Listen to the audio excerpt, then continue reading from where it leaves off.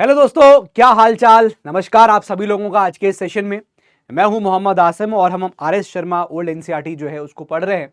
और आज हम लोग पढ़ने वाले हैं एक और इम्पॉर्टेंट चैप्टर, लेकिन बहुत ही इजी चैप्टर है और बहुत ही मैं कहूँगा कि छोटा चैप्टर है। छोटा इस सेंस में है कि आपको बस मोटे मोटे तौर पे उनके कल्चर के बारे में पता होना चाहिए। चैप्टर का नाम क्या है? चैप्टर का नाम है आपका चालकोलिथिक फार्मिंग कल्चर। तो सबसे पहले तो मैं एक बैकड्रॉप आपको बना देता हूं कि किस बैकड्रॉप में हम इस चैप्टर को पढ़ रहे हैं।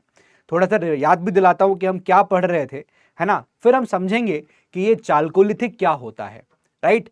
बहुत बेसिक से पढ़ेंगे, कुछ भी ऐसा लगेगा नहीं कि भाई ऊपर से निकल गया। बहुत सिंपल सिंपल। चालकोलिथिक क्या होता है, इसका इंपॉर्टेंस क्या था और इसकी लिमिटेशंस क्या थे। क्लियर है? ठीक है, तो शुरू करते हैं, स्टार्ट करते हैं। सबसे पहले मैंने जैसे बोला आपको बैकग्राउंड बता देता हूं। बैकग्राउंड में पहले आपको यहां बता देता हूं। देखो यार, अब याद करो, लास्ट वाला चैप्टर जब हमने पढ़ा था तो वहां मैं आपको पढ़ा रहा था about the palaeolithic age, about the mesolithic age और नियोलिथिक एज। याद करिए। हाँ सर, पढ़ा रहे थे आप। और मैंने आपको तीनों जो फेजेस हैं उसके बारे में मैंने आपको बहुत डिटेल से चर्चा करी थी। मैंने एक टाइमलाइन भी आपको क्रिएट किया था कि अर्थ जो है इतने साल पहले 4000 मिलियन ईयर्स अगो एग्जिस्टेंस में आती है, लाइफ इतने मिलियन ईयर्स अगो एग्जिस्टेंस में आती है। फिर हमने पैलियोलिथिक एज के भी क्लासिफिकेशन किए थे, lower palaeolithic, middle palaeolithic, upper palaeolithic. Then हम मीजोलिथिक पे आए थे।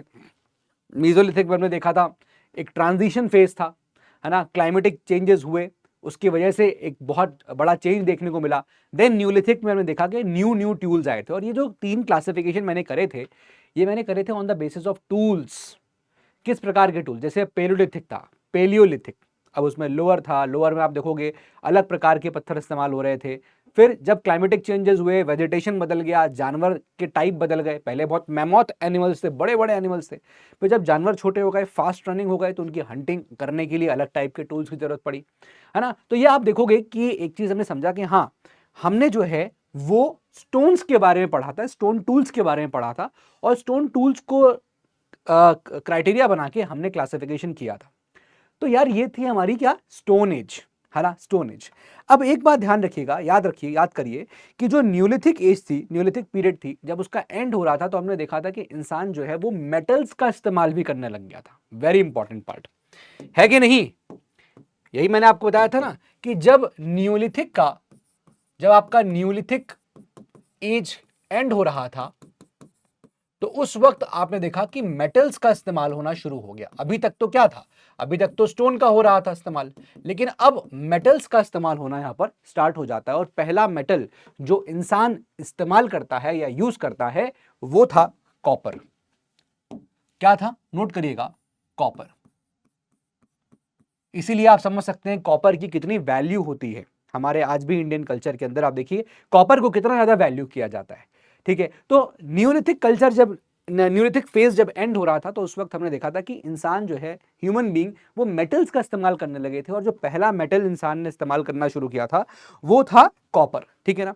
तो एक फेज, एक वो फेज जो हम यहां पर पढ़ने वाले हैं, एक ऐसा फेज, मतलब इस स्टोन एज के बाद हम एक ऐसा फेज के बारे में पढ़ने जा रहे हैं जहां पर जो लोग इस्तेमाल कर रहे थे वो इस्तेमाल कर रहे थे स्टोन और कॉपर को। ठीक है ना। एनसीईआरटी भी कहता है कि कैसा कल्चर जो स्टोन और कॉपर के इस्तेमाल पे बेस था उसको हम लोग चालकोलिथिक कल्चर कहते हैं। ठीक है ना।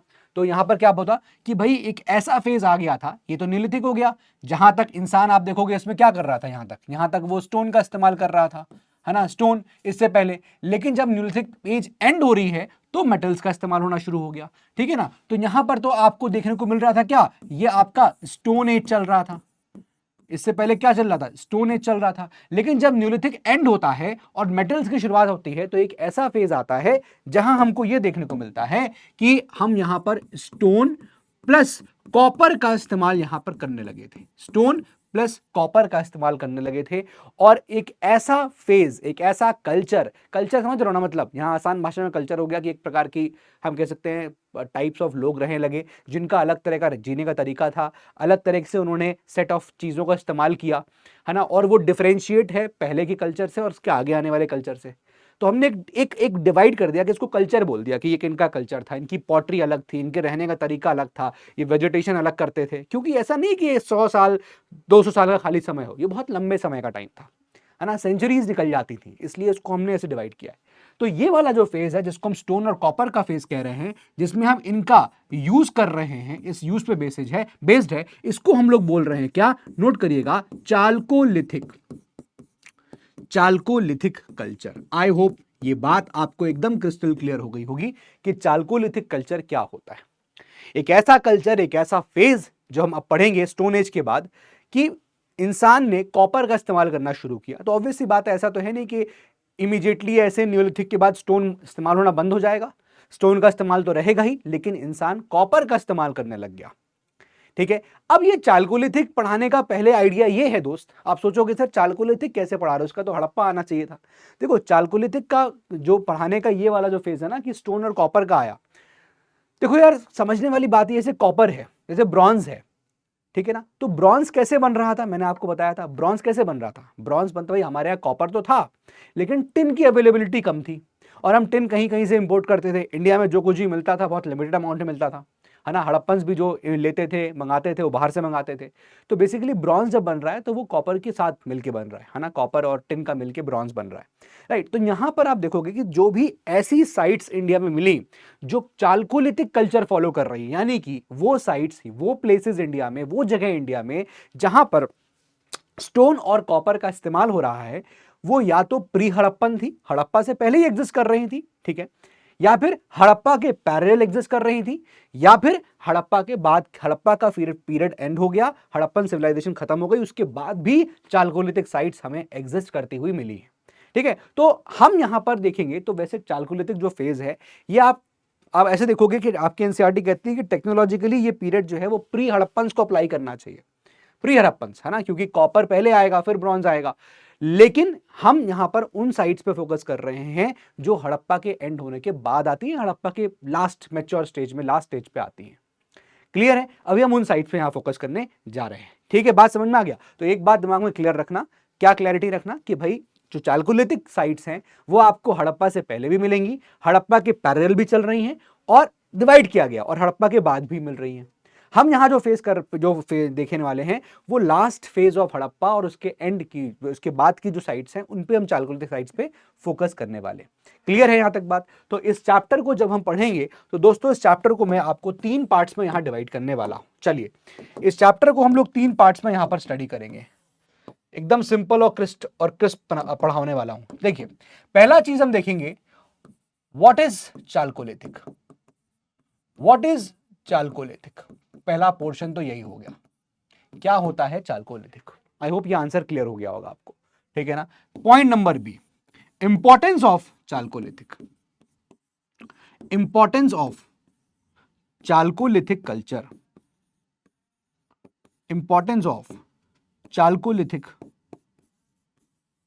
कल्चर, ठीक है। हम समझेंगे कि इस कल्चर की क्या इंपॉर्टेंस थी, और इंपॉर्टेंटली लास्ट पॉइंट, इस कल्चर के क्या लिमिटेशंस थे, क्या कमियां थी इस कल्चर में। ये 3 पोर्शंस को यहां पर हम डिस्कस करने वाले हैं, इन 3 पार्ट्स में इस चैप्टर को यहां पढ़ने वाले हैं। क्लियर है, बहुत ही सिंपल है। अब सोचो आप किसी कल्चर के बारे में, आप मेरे बारे में पढ़ना चाहते हो या किसी भी एरिया के बारे में पढ़ना चाहते हो, तो आप क्या देखोगे, आप ये देखोगे कि भाई ये जो लोग थे चाल्कोलिथिक वाले, ये कहां कहां एग्जिस्ट कर रहे थे, सेटलमेंट्स क्या थे इनके, राइट और रॉन्ग, ये देखोगे ना। हाँ सर चाल्कोलिथिक में पहले तो ये पता होना चाहिए कि चाल्कोलिथिक कल्चर कहां कहां था इंडिया में, राइट है कि नहीं। फिर उसके बाद आप देखोगे, जैसा कि बताया कि ये फेज किस पे डिपेंडेंट है, usage of stone and copper. तो अगला पॉइंट क्या देखोगे कि ये लोग कौन कौन से टूल्स इस्तेमाल करते थे, कौन कौन से वेपन इस्तेमाल करते थे, डेफिनेटली बने होंगे स्टोन और कॉपर से ही। फिर हम देखेंगे किस प्रकार से इनकी पॉटरी होती थी, पॉटरी बना रहे हैं, बर्तन बना रहे हैं, मिट्टी के बन रहे हैं, किस प्रकार की पॉटरी कर रहे थे, उस पर कैसा डिजाइन बना रहे थे, है ना। ये सब चीजों को हम लोग यहां देखेंगे। तो पहले आप यहां पर हेडिंग डाल दीजिए, सबसे पहले स्टार्ट करते हैं, व्हाट इज चाल्कोलिथिक। तो ये बात आई थिंक क्रिस्टल क्लियर हो गई होगी कि चाल्कोलिथिक क्या है। फिर भी आप लोग यहां लिख लीजिए अब चाल्कोलिथिक, चाल्कोलिथिक तो एक ऐसा फेज जहां पर यूज हो रहा हो, किसका यूज हो रहा है, स्टोन एंड कॉपर का, इसको हम लोग स्टोन कॉपर फेज भी कहते हैं। It is also referred to as the stone copper phase. इसको लिख लीजिए, it is also referred to as the stone copper phase. I hope ये बात एकदम क्रिस्टल क्लियर हो गई होगी, कुछ भी इसमें यहां पर टेक्निकल नहीं है, बहुत सिंपल भाषा में समझा रहा हूं। स्टोन एज देख लिया, पत्थर से चीजें बनी थी। स्टोन एज से पहला वाला चैप्टर स्टोन एज पे था। अब हम चालकोलिथिक। अब चालकोलिथिक बस टर्मिनोलॉजी लग रहा है हैवी, अरे चालकोलिथिक, अरे भैया चालकोलिथिक का मतलब पत्थर के साथ साथ कॉपर का इस्तेमाल होने लगा। फिर हम हड़प्पा पढ़ेंगे तो ब्रॉन्ज का इस्तेमाल आ जाएगा। कहानी क्लियर हो रही है? ठीक है ना। आइए अब जब हम चालकोलिथिक पढ़ेंगे दोस्त, देखिएगा सबसे पहले हम क्या देखने वाले हैं। कई सारे पॉइंट लिखाऊंगा, इसलिए नोट्स में थोड़ा छोटा छोटा लिखिएगा बना के, एक पेज में आ जाए। सबसे पहले हम देखेंगे कि ये लोग कहां कहां सेटल हुए, इनके सेटलमेंट्स कहां कहां थे। सबसे पहले ये जानने वाला है ना कि भैया इसे हड़प्पा का आपको पता है कि हड़प्पा वाले इस एरिया में थे, वेस्टर्न, आपके वेस्टर्न इंडिया वाले एरिया में, नॉर्थ वेस्ट के एरिया में आपको हड़प्पन सिविलाइजेशन देखने को मिलती है, Indus valley civilisation. Location is clear. ऐसे ही आपको चालकोलिथिक की लोकेशन क्लियर होनी चाहिए, है ना, बताऊंगा। फिर उसके बाद जैसे मैंने बताया, नेक्स्ट हम लोग जो डिस्कस करेंगे, we will discuss about the tools, we will discuss about the tools and weapons. और दोस्त ये सब ना बस वन वर्ड आपको मोटे, क्योंकि देखो आपको सेटलमेंट के बेसिस पे भी डिफरेंशिएशन मिलेगा।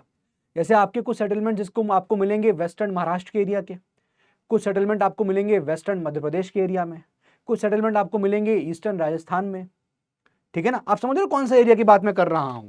जैसे फॉर एग्जाम्पल मैं आपको इंडिया की बात कर रहा हूं, मैं आपके यहाँ इंडिया की बात कर रहा हूं, तो मैंने आपसे बोला क्या, मैं आपसे बोल रहा हूं वेस्टर्न महाराष्ट्र, तो महाराष्ट्र अगर ये है तो वेस्टर्न महाराष्ट्र यहां आ गया। मैं बोल रहा हूं वेस्टर्न मध्य प्रदेश, वेस्टर्न मध्य प्रदेश आ गया। मैं बोल रहा हूं कि सदर्न राजस्थान, तो ये वाला एरिया आ गया। तो आप समझ रहे हो मैं किस एरिया की बेल्ट की बात कर रहा हूं। मैं बोलूंगा विंध्यास, मैं बोलूंगा ईस्टर्न इंडिया, तो आपके दिमाग में क्लियर हो जाएगा। और इन सब एरियाज में आपको डिफरेंट डिफरेंट आपको साइट्स देखने को मिलेंगी। अब कहीं किसी साइट में कुछ प्रकार की चीज मिली, कहीं किसी प्रकार, कहीं किसी साइट में नहीं मिली, तो हम मोटे मोटे तौर पे समझ पाएंगे कि हाँ क्या चीज कहां पर मिली और उससे क्या एसेंस निकलता है, ये कैसे वो लोग कर रहे होंगे काम अपना। ठीक है, जैसे टूल्स की बात करें, कहीं आपको ब्लेड्स मिल रहे हैं तो कहीं एब्सेंट हो गए, कहीं आपको स्टोन एक्सेस मिल रहे हैं, कहीं आपको इस तरह की अलग टूल्स मिल रहे हैं, किसी साइट पे नहीं मिले हुए चालकोलिथिक साइट पे। ये डिफरेंसेस हैं, ठीक है ना, ये हम यहां पढ़ेंगे। Tools and weapons, tools and weapons के बाद we will discuss about, note करिएगा, पॉटरी। हम लोग इनकी पॉटरी के बारे में बात करेंगे। भाई आज इंसान रह रहा था तो किस तरह के बर्तनों को इस्तेमाल करता था, क्या उसकी पॉटरी रहती थी, है ना। अब इंसान रह रहा है तो एनिमल्स भी होंगे उसके आसपास, राइट और रॉन्ग? हाँ सर, एनिमल्स होंगे ही होंगे।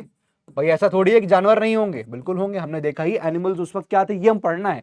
देखो हम कोई एक फेज को पढ़ रहे हैं ना, जैसे स्टोन एज के टाइम पे हमने देखा, पेलोलिथिक टाइम पे अलग टाइप के जानवर होंगे, मेसोलिथिक टाइम पे क्लाइमेटिक कंडीशंस चेंज हुई, अलग टाइप के जानवर आए, लोग डोमेस्टिकेशन करने लग गए थे फिर जानवर का अगले फेजेस में, है ना। तो यहाँ पर क्या सिनारियो था, क्योंकि देखो animals also play a very important role.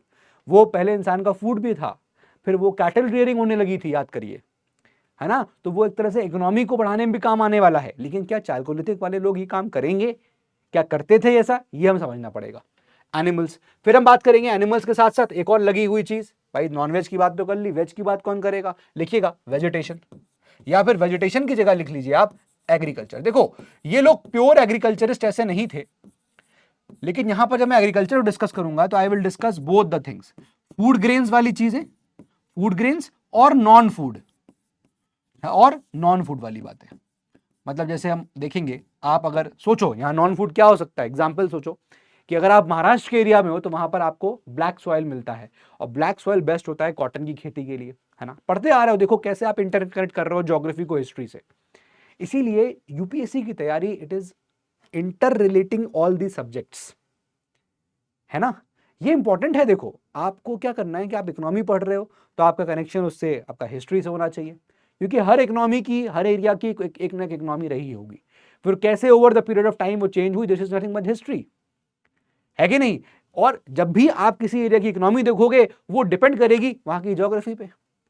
Hill areas की इकोनॉमी इज डिफरेंट, अलग तरीके से चलती है, प्लेन्स की अलग तरीके से चलती है। सो बेसिकली इंटरडिसिप्लिनरी अप्रोच, इसे बोलते हैं ना इंटरडिसिप्लिनरी अप्रोच, ये हमें अपनानी चाहिए अपनी तैयारी के अंदर। हमारे सारे सब्जेक्ट्स एक दूसरे से लिंक करने चाहिए। कोई भी डॉट छूटना नहीं चाहिए, हमारी अंडरस्टैंडिंग के लिए बहुत इंपॉर्टेंट है। और अगर कभी आपने इस चीज को ब्रेक कर लिया ना, the art of interdisciplinary studies, interdisciplinary approach while studying, इस आर्ट को आपने कभी मास्टर कर लिया तो फिर ये एग्जाम आपके लिए दूर नहीं रह जाएगा, आप इजीली इस एग्जाम को क्रैक कर पाओगे।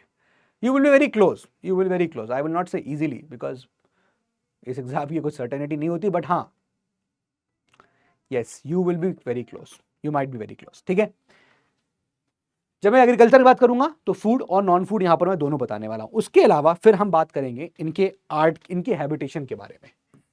हैबिटेशन, कहां पर ये रह रहे थे। अब जब हैबिटेशन की मतलब सॉरी ना, कहां पर नहीं, जहां पर रह रहे थे वहां इनके घर कैसे थे, हाउसेस, हाउसेस, अरे पक्का घर थे कि कच्चे घर थे, मड ब्रिक्स के बने थे, या फिर ये बेक करना जानते थे पत्थरों को, क्या था सिस्टम इनका, ये हम यहां पर देखेंगे। कितनी सिंपल चीज है। आप ऐसे लोग कहते हैं दूसरे की लाइफ में घुसते क्यों, यहां तो हम यही कर रहे हैं दूसरे की लाइफ में क्या चल रहा था ये जानने निकले हुए हैं, है कि नहीं। But anyway this is important. यहाँ पर ये मत सोचो कि अच्छा यहाँ भी इंपॉर्टेंट है तो मैं किसी और दूसरे की लाइफ में यहाँ पर देखने लग जाऊँ, हाँ भैया क्या है तुम्हारे जीवन में बहुत इंपॉर्टेंट। अरे ये इसलिए पढ़ रहे हैं क्योंकि ये हमारे इतिहास है ना। ये हमें जब हिस्ट्री पढ़ते हैं तो इट हेल्प्स। मैंने क्या बताया था चैप्टर नंबर 1 में, 2 important reason of studying ancient history. बताइएगा मुझे कमेंट बॉक्स के अंदर आंसर। चैप्टर नंबर 1 में बताया था मैंने आपको उसको, 2 इंपॉर्टेंट रीजंस, और कहा था वो आप इंटरव्यू तक आप उसको इस्तेमाल कर सकते हैं। ठीक है, फिर उसके बाद हम लोग इनके आर्ट एंड क्राफ्ट के बारे में पढ़ेंगे। यहाँ पर we will study about their art and we will study about their crafts. ठीक है ना। कॉपर है तो कॉपर है तो भाई कॉपर से कुछ तो बनाना आता होगा उनको, कॉपर स्मिथ थे, मेटल वर्कर्स, क्या गजब का काम करते थे ये लोग। ठीक है ना, आर्ट एंड क्राफ्ट। उसके बाद वी विल स्टडी कि ये भैया मरते भी होंगे लोग उस वक्त, तो उनकी बरियल प्रैक्टिस क्या थी, कैसे लोगों को ये दफनाते थे, क्या सिस्टम था इनका, ये हम देखेंगे यहाँ पर, burial practices. Then after this we will discuss about their religion and their worship. क्या रिलीजन था, कैसे वो वर्शिप करते थे, है ना, या फिर मैं कह सकता हूं क्या उनके वक्त के यहाँ पर क्या थे, कस्टम्स थे, किस प्रकार के उनके कस्टम्स थे, कैसे वो फेथ रखते थे, ये भी हम देख लेंगे। कितना सिंपल सिंपल आ रहा है, पॉइंट से ब्रेक कर दिया। And then we will discuss about their society.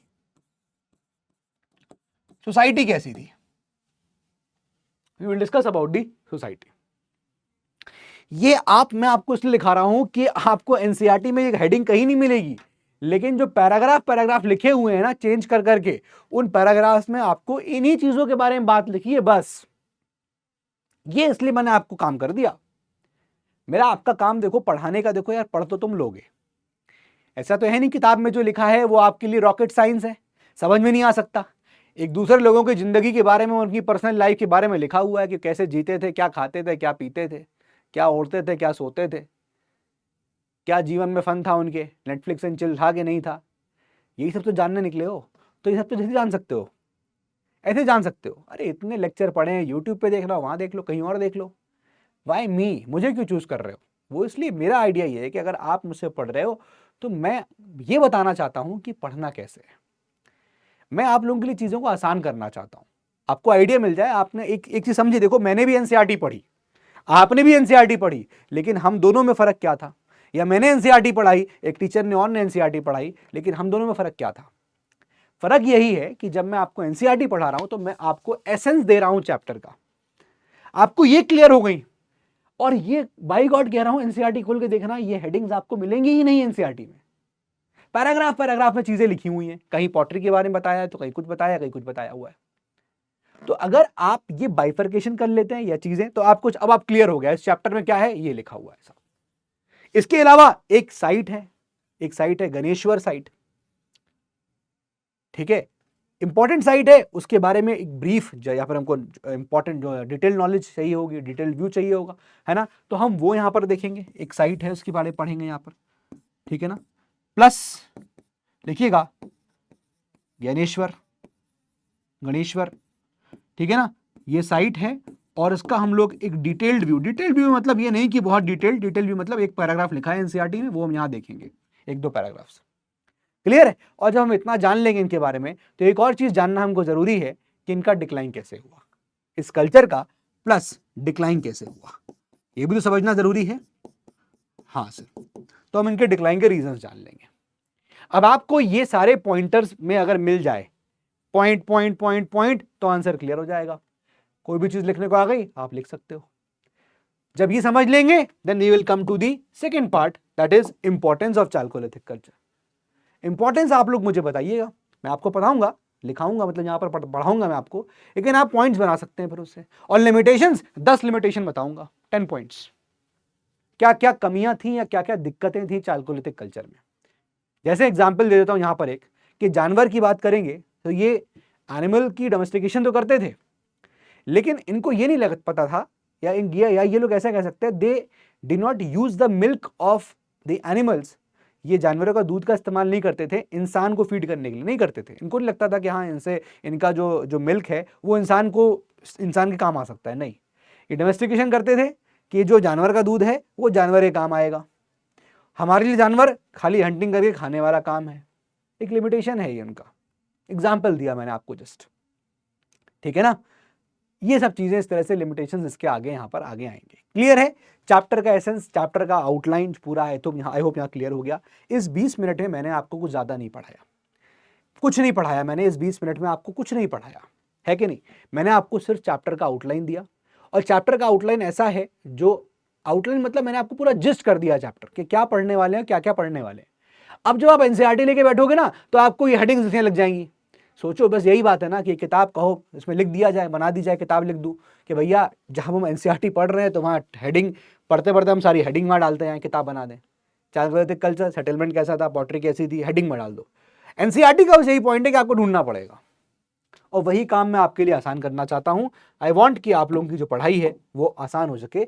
दोस्त ये सारे पॉइंटर्स नोट कर लो, चाहो तो उसका स्क्रीनशॉट ले लो।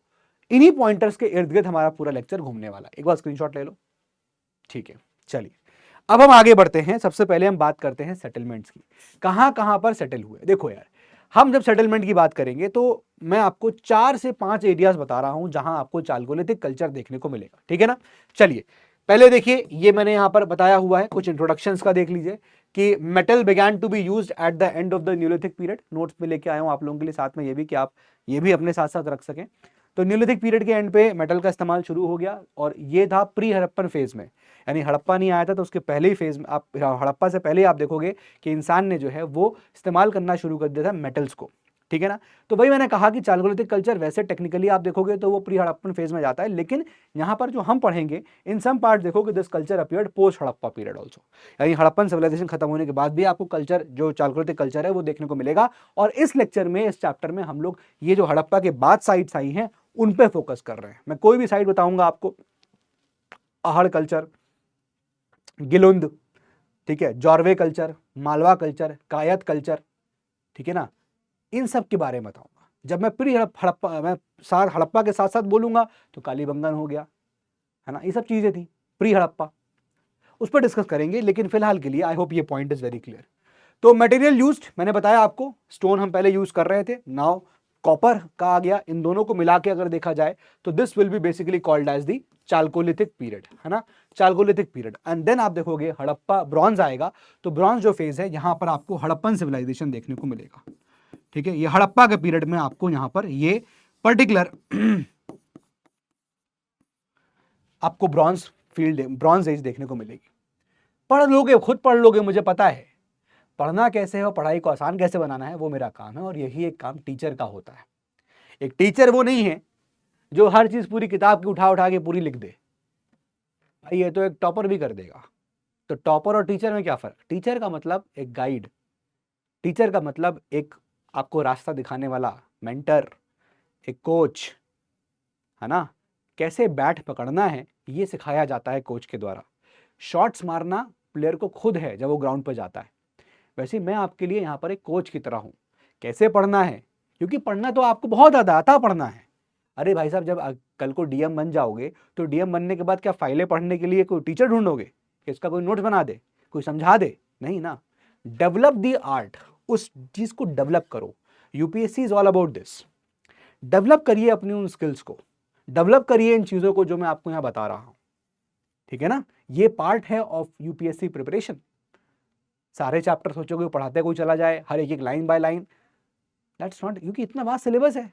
और कोई पढ़ा भी देगा तो यू कैन नॉट गारंटी कि आर एस शर्मा पढ़ने के बाद पूरा खत्म हो गया, क्योंकि यूपीएससी तो बस एक लाइन लिखता है और उसमें तो कुछ भी पॉसिबल है कि नहीं।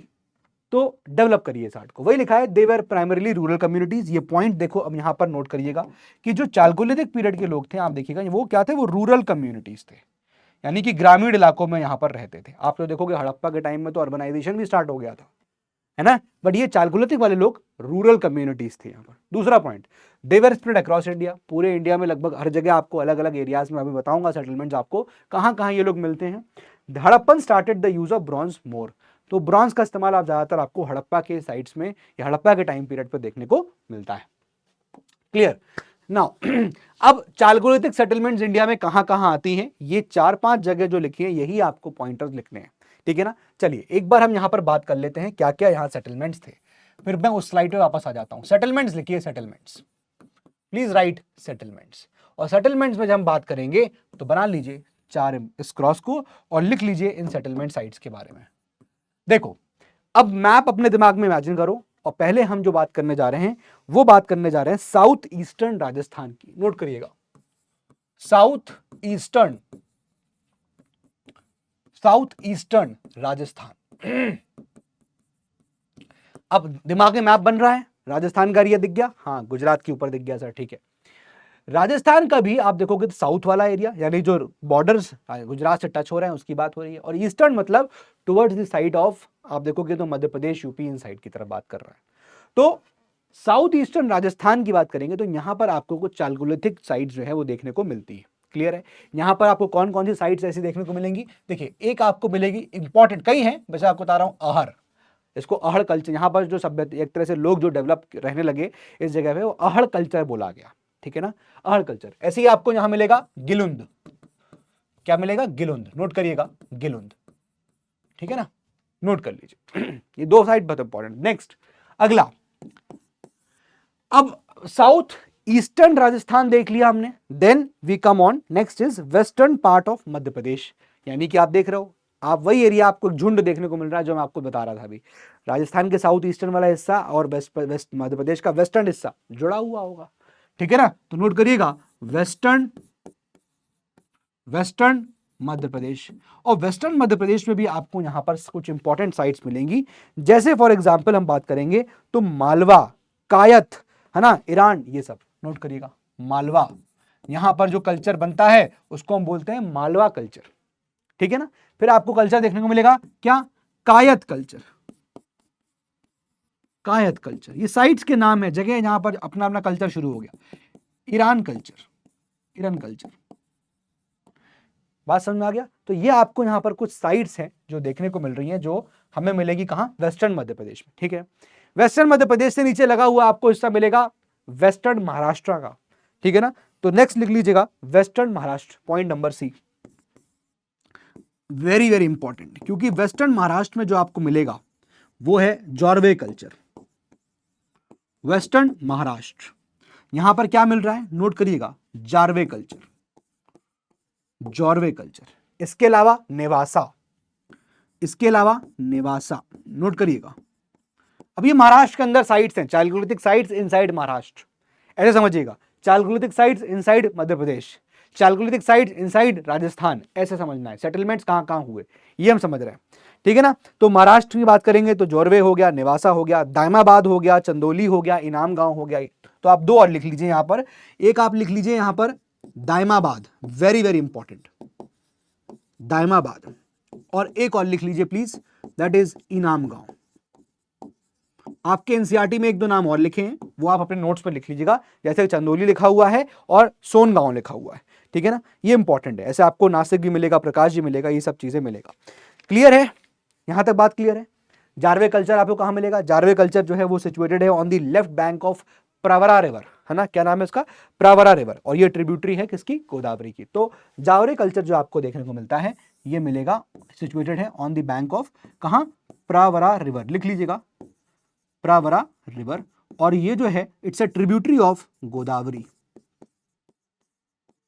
एक बात ध्यान रखना कि जो लोग सेटल हुए थे, मैंने स्टोन एज में बताया था, कहां सेटल होंगे, on the foot hills of the hills, है ना, या फिर स्लोप्स ऑफ द हिल्स, क्यों, क्योंकि वहां पत्थर मिलेगा, याद है। तो वैसे अभी भी यहां पर यही चीजें कंटिन्यू है भाई। देखो दोनों में फर्क यही आएगा कि चालकोलिथिक में भी आपको जो लोगों का कंसंट्रेशन मिलेगा वो ऐसी जगह मिलेगा जहां पर आपको मतलब हिल से बहुत दूर नहीं होगा, और वहां पर आपको क्या मिलेगा, आपको प्लेन्स भी इस तरह के मिल रहे होंगे। देखो लिखा हुआ है, मैं एक लाइन पढ़ दे रहा हूं जहां चैप्टर 6 आपका स्टार्ट हो रहा है।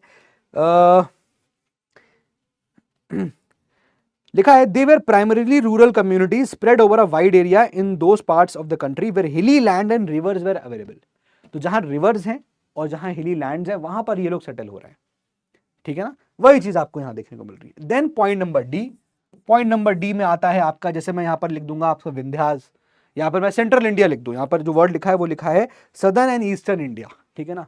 यहां पर वर्ड लिखा हुआ है southern India, southern and eastern India, ठीक है। कई जगह आपको जो है विंध्यास भी देखने को मिलेंगे, विंध्यन रीजन में वहां पर भी देखने को मिलेगा। अब इसके बारे में मैं आपको आगे बताऊंगा। क्लियर है। अब यहां से हम थोड़ी बात कर लेते हैं जो इंपॉर्टेंट है आपकी नेक्स्ट पैराग्राफ, जो एनसीईआरटी जो आपका बताता है वो बताता है about the Jorwe culture. Jorwe culture exist कर रहा है 1400 बीसी से लेकर 700 बीसी, और ये पूरा मॉडर्न डे आज का जो महाराष्ट्र है उसे कवर करता है, एक्सेप्ट जो एरिया विदर्भ का है और जो कोस्टल एरिया है कोंकण उसको छोड़ के, ठीक है ना। तो एक बार यहां पर आप इसको मेरे साथ यहां पर हेडिंग डाल दीजिए, Jorwe culture. Please give the heading Jorwe culture, Jorwe culture, ठीक है। जॉर्वे कल्चर, अब जॉर्वे कल्चर के बारे में सबसे पहले इंपॉर्टेंट क्या है, इसका टाइमलाइन 1400 से लेकर टू 700 बीसी, या ऐसे लिखिए 1400 बीसी टू 700 बीसी, इस पीरियड में आपको मिलने वाला है यहां पर जॉर्वे कल्चर। तो Jorwe culture 1400 to 700 BC covered कहां पर, मॉडर्न डे महाराष्ट्र को कवर करता है। ये एरियाज देखिए, एरिया की बात करिए तो modern day Maharashtra, modern Maharashtra को कवर करता है, एक्सेप्ट मैंने आपको बता दिया कौन सा एरिया नहीं होगा, एक्सेप्ट लिख लीजिएगा, except the area of Vidarbha, Vidarbha plus coastal area, plus coastal area of Konkan. तो ये आपको ध्यान रखना है अबाउट द जॉर्वे कल्चर, क्योंकि इतना देखो एनसीईआरटी में देखा तो इंपॉर्टेंट है। अब जॉर्वे कल्चर के अंदर जो आप वेजिटेशन देखोगे तो वहां पर आपको मिलता है, वहां पर आप देखोगे एक तो ये कि जो पूरा महाराष्ट्र का एरिया है वहां पर आपको ब्राउन ब्लैक सॉइल मिलेगा। एक तो इंपॉर्टेंट चीज ये है, इसको पहले पॉइंट नोट कर लीजिए कि यहां पर आपको क्या मिलेगा, यहां पर आपको मिलेगा ब्राउन ब्लैक सॉइल। और जब भी मैं ब्राउन ब्लैक सॉइल की बात कर रहा हूंगा तो इसके बाद सॉइल के बाद इमीडिएटली बात आती है कि यहां पर कल्टीवेशन कैसा होगा। तो कल्टीवेशन में आप देखोगे यहां पर बर और बबूल वेजिटेशन देखने को मिलता है। क्या, यहां पर आपको इन सॉइल पे BER बर एंड बबूल वेजिटेशन देखने को मिलता है। क्लियर। इंपॉर्टेंट ये सब इंफॉर्मेशन लिखनी है।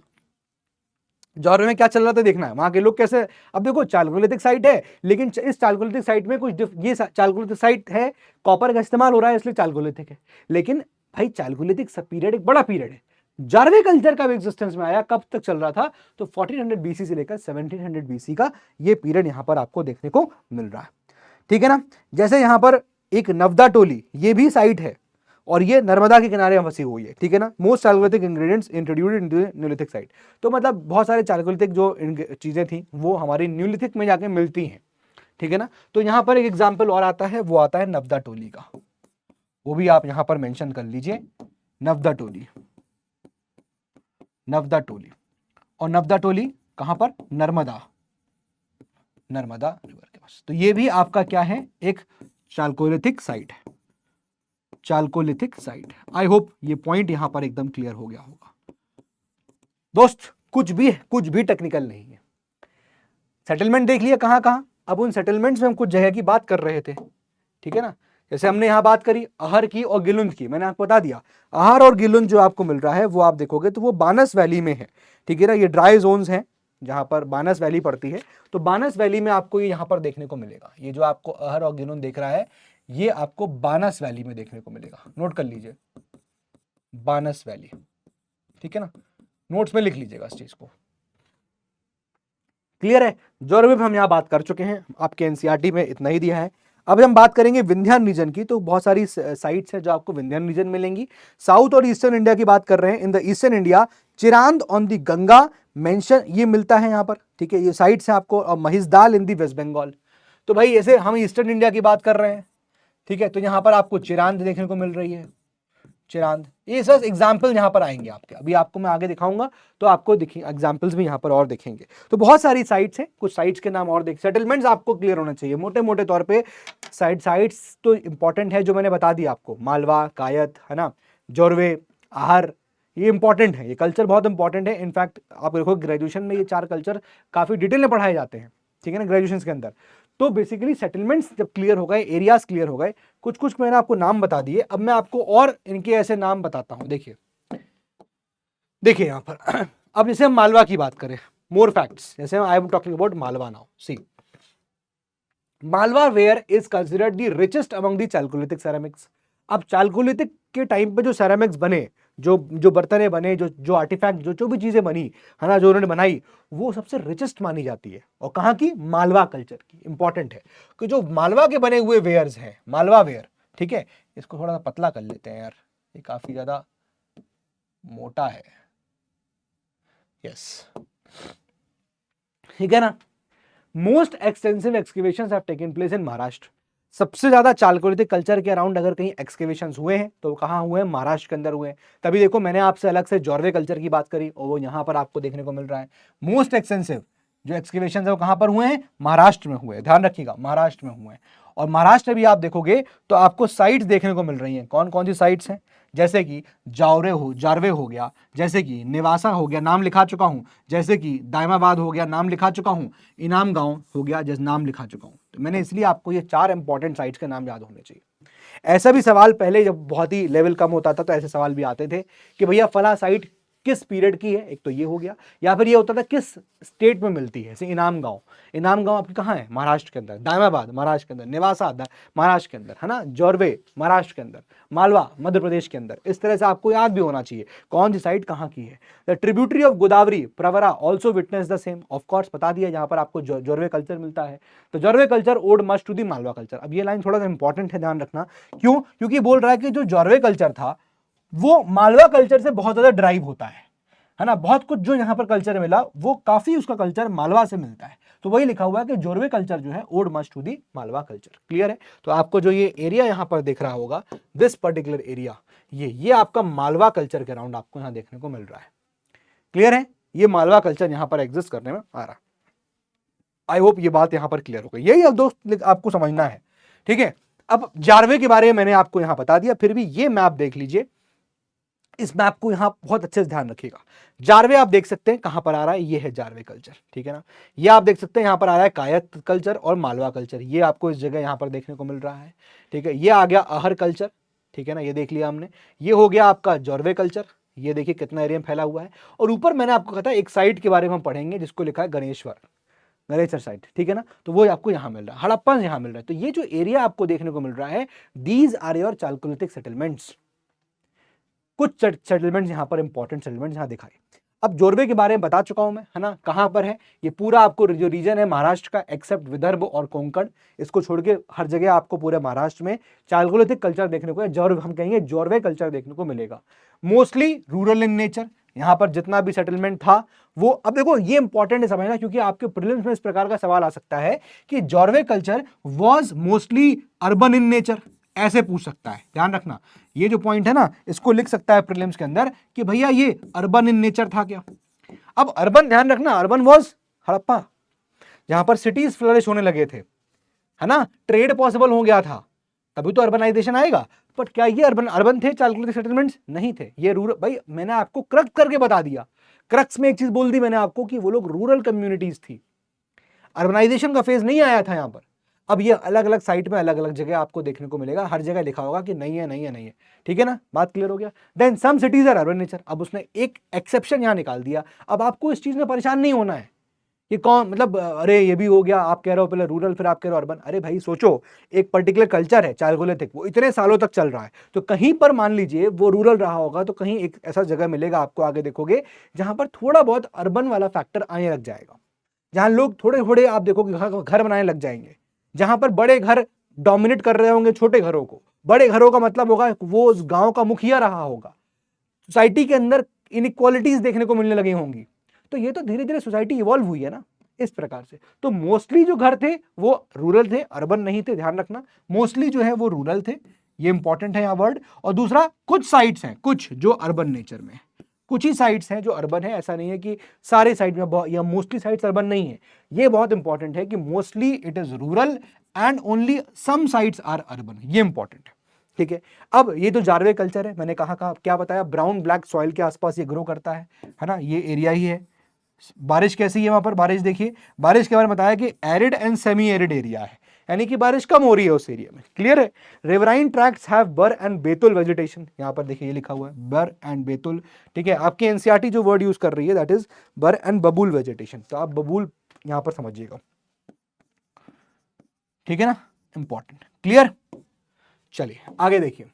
अब सम मोर नोटेबल चालकोलिथिक साइट्स, अब और भी कुछ साइट्स हैं वो यहाँ देखिए लिखी हुई है। एज यू कैन सी यहाँ पर बहुत सारी साइट्स को मार्क कर रखा है ना, और बहुत सारी के बारे में आपको बोल चुका हूँ। देखिए जैसे फॉर एग्जांपल मेरी, देखिएगा मैं आपको मार्क कर रहा हूँ छोटे छोटे से, प्लीज पहचानिएगा। देखिए जरा ध्यान रखिएगा, देखिए नोट करते जाइए। देखिए मैप में गिलुन दिख रहा है, दिख रहा है सर। उसी के नीचे अहड़ दिख रहा है, दिख रहा है सर। वेस्टर्न राजस्थान का एरिया हो गया। ठीक है, फिर आप देखिए कायत कल्चर, नवदा तोली, ठीक है। फिर उसके बाद देखिए आप इधर, अब ये ईरान कल्चर, गणेश्वर साइट के बारे में जो है पढ़ना है वो आपको यहां दिख रहा है। क्लियर है। ये बाकी और भी देखो, इनाम गांव हो गया, नेवासा हो गया, और ये जारवे कल्चर हो गया। यहाँ पर आपको दामाबाद मिल रहा है, तो ये जो एरिया है ये आप देख सकते हैं, ये पूरा जो चार मैंने आपको महाराष्ट्र साइड बताई वो आपको यहाँ दिख रहा है। ऐसे तो नीचे आपको और मिलेगा, पिकली हल हो गया, लास्ट चैप्टर में पढ़ाया था, मस्की हो गया, ठीक है, हल्लूर हो गया, ब्रह्मगिरी हो गया, ये सारे साइट्स हैं। बट अभी जो यहाँ पर मैंने मार्क किए हैं वो जरूर यहाँ पर याद रखिएगा, ये साइट्स इंपॉर्टेंट है। ठीक है ना, ये साइट्स यहाँ पर इंपॉर्टेंट है जो अभी मार्क किए। अब देखिए यहाँ पर वही नाम कुछ आए हैं जो आपके एनसीईआरटीज में आए हैं, तो यहाँ पर उसको लिखा हुआ है, आपको नोट करना है। मैं नाम लिख के थोड़ा टाइम नहीं कंज्यूम करूंगा, ठीक है, थोड़ा सा आप भी समझिए, स्ट्रैटेजी के हिसाब से पढ़ते हैं। कोई बहुत ऐसा वो नहीं है कि मैं आपको हर चीज लिखूंगा तो उससे कुछ नहीं, टाइम थोड़ा जाएगा, क्योंकि यहाँ पर फैक्ट्स हैं, और फैक्ट्स में क्या है, सिर्फ साइट्स के नाम। तो समझना भी ऐसा कुछ नहीं, बच्चे लिखते हैं सर आप लिख के पढ़ाते हैं समझ में आता है, साइट्स के नाम है भाई, मेरा नाम आसिम है तो आसिम है। अब मैं इसको लिख लिख के बताता रहूँ तो मैं या मुंह से बोल दूँ, देखिए बात। अब साइट्स क्या है वो देखो यहाँ पर, जैसे कि इलाहाबाद, ये साइट यहाँ पर इसके अराउंड मिलेगी। Some more notable chalcolithic sites, then Pandu Rajar, Dibin, Burdwan, ये सब साइट्स के नाम है। अगेन देखो, अब यूपीएससी क्या है ना कि इन साइट्स पे जाने जाएगा क्योंकि दे आर लेस नोन, और इनके कल्चर के बारे में आपसे पूछेगा। ठीक है ना, तो आप इनके नाम को अब जरूर याद रखिए एनसीईआरटी के साथ। देन महिषदल इन भीरभूम वेस्ट बंगाल के अंदर। देन तारादी कहां पर मिल रही है आपको साइट, ये बिहार के अंदर। देन खैरादित एंड नरहान कहां पर, ईस्टर्न यूपी में, ये याद कर लीजिए। तो ये साइट्स के नाम है, जैसे मैं आपको पॉइंट्स में लिख के आता हूं, इसलिए पीपीटी मैंने आपको इस तरह पॉइंट्स में लिखी है। ठीक है ना, तो अदर नोटेबल साइट्स में आपको इलाहाबाद दिख गया, देन आपको यहां पर दिख गया Pandu Rajar, then Mahishadal, then Taradih, and then Khairadih. ये आपको इस तरह से यहाँ साइट्स यहाँ पर याद रखनी है। क्लियर है। और इनकी लोकेशन भी आपको यहाँ पर मैं दिखा रहा था, ये आपको मैंने यहाँ लोकेशन बहुत सारी मार्क करके दे दी। आगे आइए, अब people and the daily life. अब चलिए हम यहाँ बात करते हैं इन लोगों की डेली लाइफ के बारे में। तो जैसा आप देख पा रहे हैं मेरे पीछे कि अब हम यहाँ पर टूल्स एंड वेपन्स की बात करेंगे। तो सबसे पहली चीज यहाँ पर हम इनके टूल्स के बारे में पढ़ेंगे। तो पहले मैं आ जाता हूँ इसके बारे में, उसको थोड़ा सा ऊपर कर लेते हैं। Yes, please give the heading tools and weapons, tools and weapons, tools and weapons. अब जो चालकोलिथिक पीरियड के लोग थे वो किस प्रकार का यहाँ पर टूल्स का इस्तेमाल कर रहे थे, कैसे उनके वेपन्स थे, उसको यहाँ पर हमें पढ़ना है। अब एक एक करके वो सारी चीजों को हम देखने जा रहे हैं। सेटलमेंट्स हो गया है, टूल्स पे आ गए हैं। अब देखो टूल्स में, देखो यहाँ पर हेडिंग लिखी है, पेज नंबर 44 है मेरी बुक का, एनसीईआरटी का। लिखा हुआ है people belonging to this culture use tiny tools and weapons made of stone in which the stone blades and bladelets occupied an important position. अब यार सोचो चालकोलिथिक फेज है, तो यहाँ पर जाहिर सी बात है जो टूल्स होंगे या तो वो स्टोन के होंगे या वो कॉपर के होंगे। और कैसे स्टोन थे, तो लिखा हुआ है टाइनी टूल्स थे, टाइनी टूल्स थे एंड वेपन्स थे जो हमारे बने थे स्टोन से। तो एक तो चीज ये क्लियरली पता चल गई कि जो लोग यहाँ जो थे वो टाइनी टूल्स का इस्तेमाल करते थे, टाइनी टूल्स का इस्तेमाल करते थे। और जब हम बात करेंगे टाइनी टूल्स, और जब हम वेपन्स की बात करेंगे तो weapons made up of stone, stone. ठीक है ना। और स्टोन में लिखा हुआ है यहां पर क्या, stone blades and bladelets, stone blades का इस्तेमाल यहां पर होता था। क्लियर, नोट करते जाओ, पॉइंटर्स, पॉइंटर्स ओनली। फिर लिखा है in many places particularly in south India the stone blade industry flourished. South India के अंदर आप देखोगे कि स्टोन ब्लेड इंडस्ट्री जो है इसकी बात कर रहे हैं। इन साउथ इंडिया, इन साउथ इंडिया आप देखोगे तो क्या हो रहा है, साउथ इंडिया में क्या हो रहा है, स्टोन बेस्ड इंडस्ट्री फ्लरिश कर रही है, stone based industry flourished. Clear, बात समझ में आ गई कि नहीं आ गई? यस, तो साउथ इंडिया में हम देखेंगे स्टोन बेस्ड इंडस्ट्री जो है वो फ्लरिश कर रही थी, यानी कि बहुत ज़्यादा हैवी क्वांटिटी में वहां पर आप देखोगे तो स्टोन बेस्ड इंडस्ट्री जो है वो काम कर रही थी, प्रोडक्शन होता था। क्लियर है? अच्छा, एक बात इन सब में ध्यान रखना कि ये ऑब्वियस सी बात है कि अभी भी जहां इंसान रह रहा है वो हिली ट्रैक्ट तो होंगे ही, मतलब हिल से बहुत ज़्यादा दूर नहीं रह रहा था। अब कुछ सेटलमेंट्स ऐसे हैं जहां पर आपको बहुत बड़े मात्रा में, बहुत ज़्यादा नंबर्स में आपको दिखेगा कि वहां कॉपर इंप्लीमेंट्स या कॉपर टूल्स या कॉपर ऑब्जेक्ट्स हमको देखने को मिले हैं। ठीक है, जैसे हम बात करेंगे कि अहार और गिलुंद की बात करेंगे तो आपको इन एरियाज में, मतलब हम बात करें इन टूल्स, कॉपर ऑब्जेक्ट जो है, हम टूल्स की बात कर रहे हैं तो वो हमें कॉपर के बहुत मिले हैं, कॉपर ऑब्जेक्ट्स हमको बहुत मिले हैं। और ये कहां मिले हैं, गुड नंबर मिले, कहां पर, अहर में। अहर का पता पुराना नाम क्या है, अहर को पहले बोलते थे तांबावती, तांबा बहुत मिलता है ये इसलिए उसको बोला जाता था, ये ध्यान रखना, ये बहुत इंपॉर्टेंट चीज है, अहर को तांबावती क्योंकि यहां बहुत मिले। तो आपको कॉपर ऑब्जेक्ट्स अहर के अंदर, आपको कॉपर ऑब्जेक्ट्स गिलुंद के अंदर, इन सब जगह आपको बहुत देखने को मिले। अच्छा, अब अलग अलग टाइप के कॉपर ऑब्जेक्ट्स यहाँ टूल्स मिलेंगे। अब जैसे यहाँ लिखा है अहर में प्रैक्टिकली कोई माइक्रोलिथिक टूल्स नहीं था। एक तो बात यह ध्यान रखना, मैं अरहर कह रहा हूँ, अहर की बात करूंगा अगर, तो अहर के उसमें आपको कोई भी माइक्रोलिथ टूल यहाँ देखने को नहीं मिल रहा है। ठीक है ना, माइक्रोलिथ्स यहाँ पर बिल्कुल भी आपको देखने को नहीं मिलेंगे।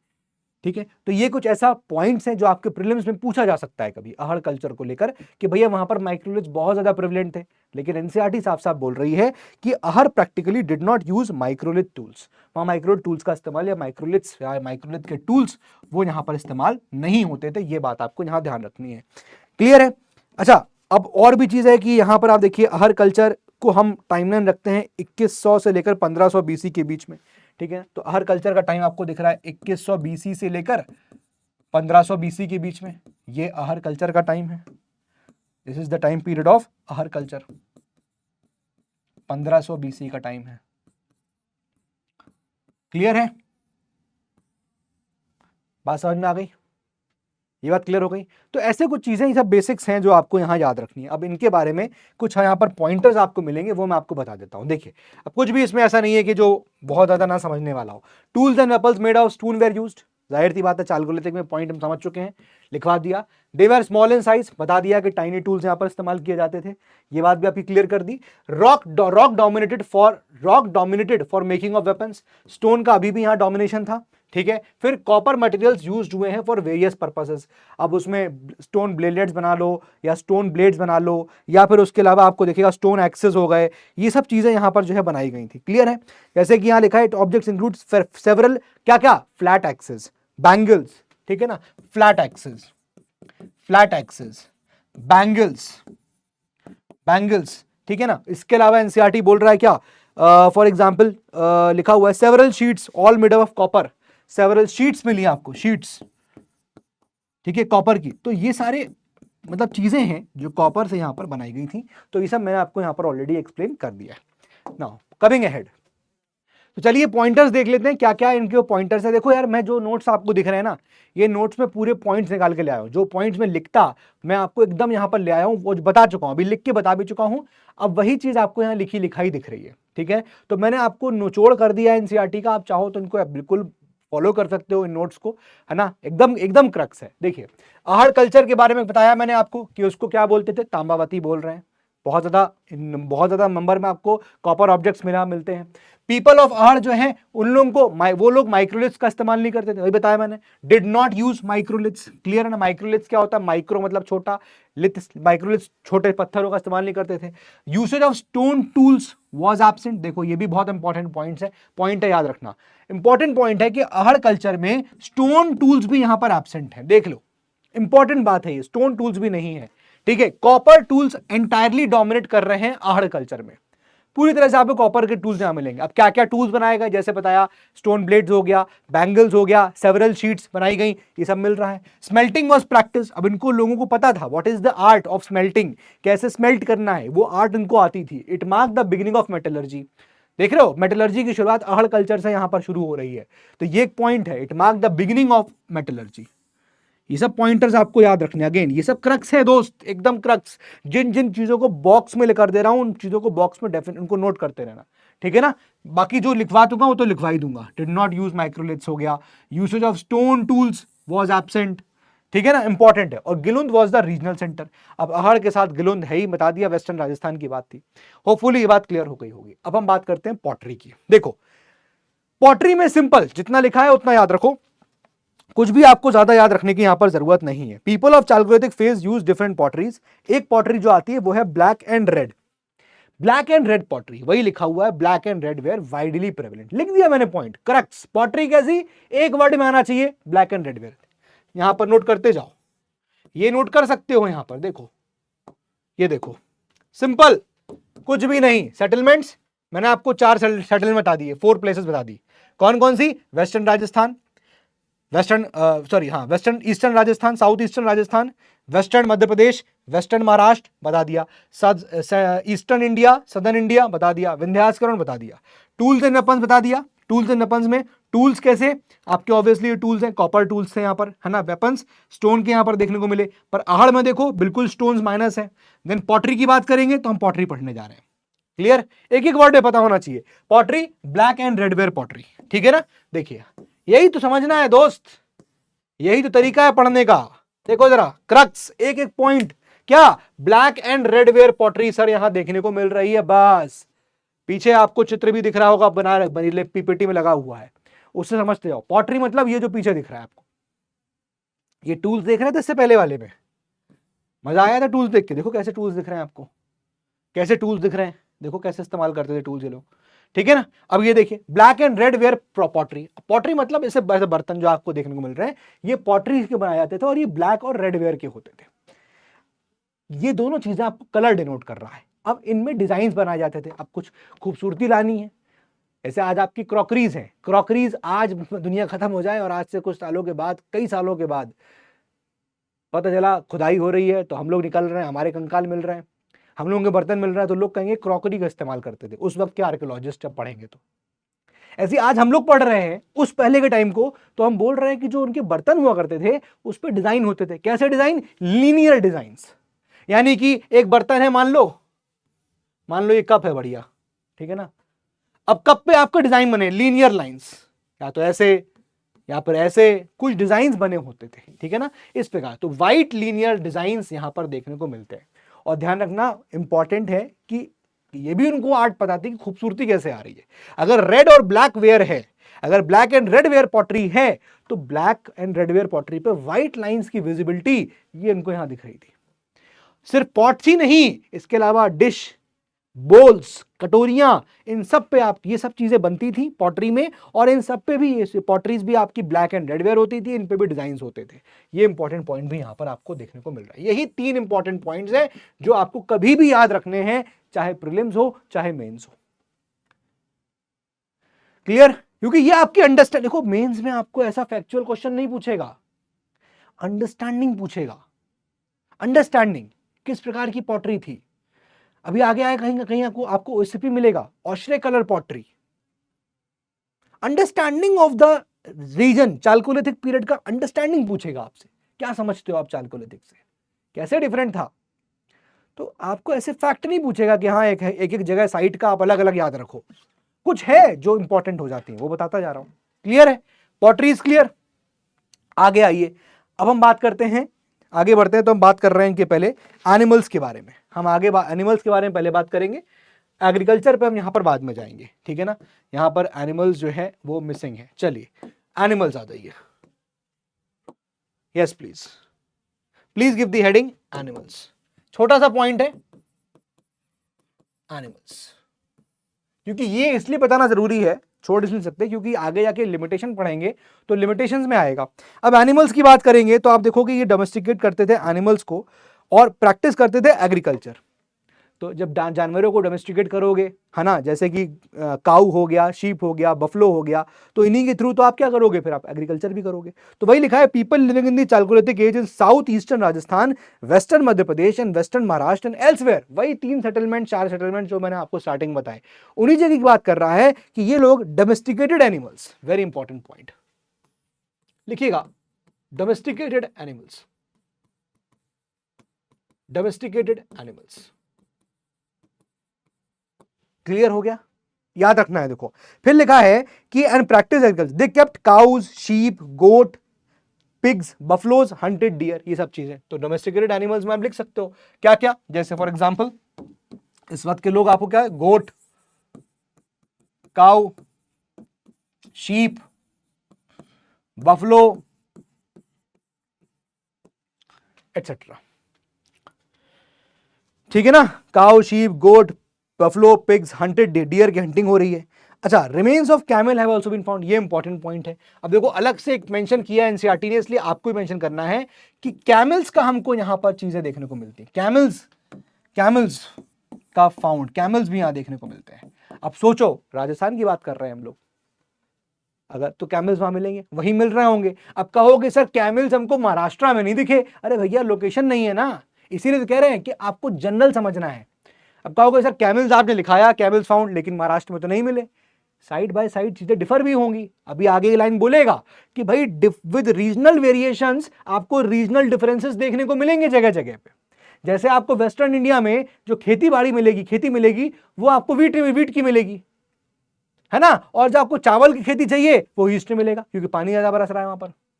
तो विद आप कहोगे विद भाई, है ना, हम कह देंगे सर वीट, मैं आपको पढ़ाऊंगा wheat and rice cultivated.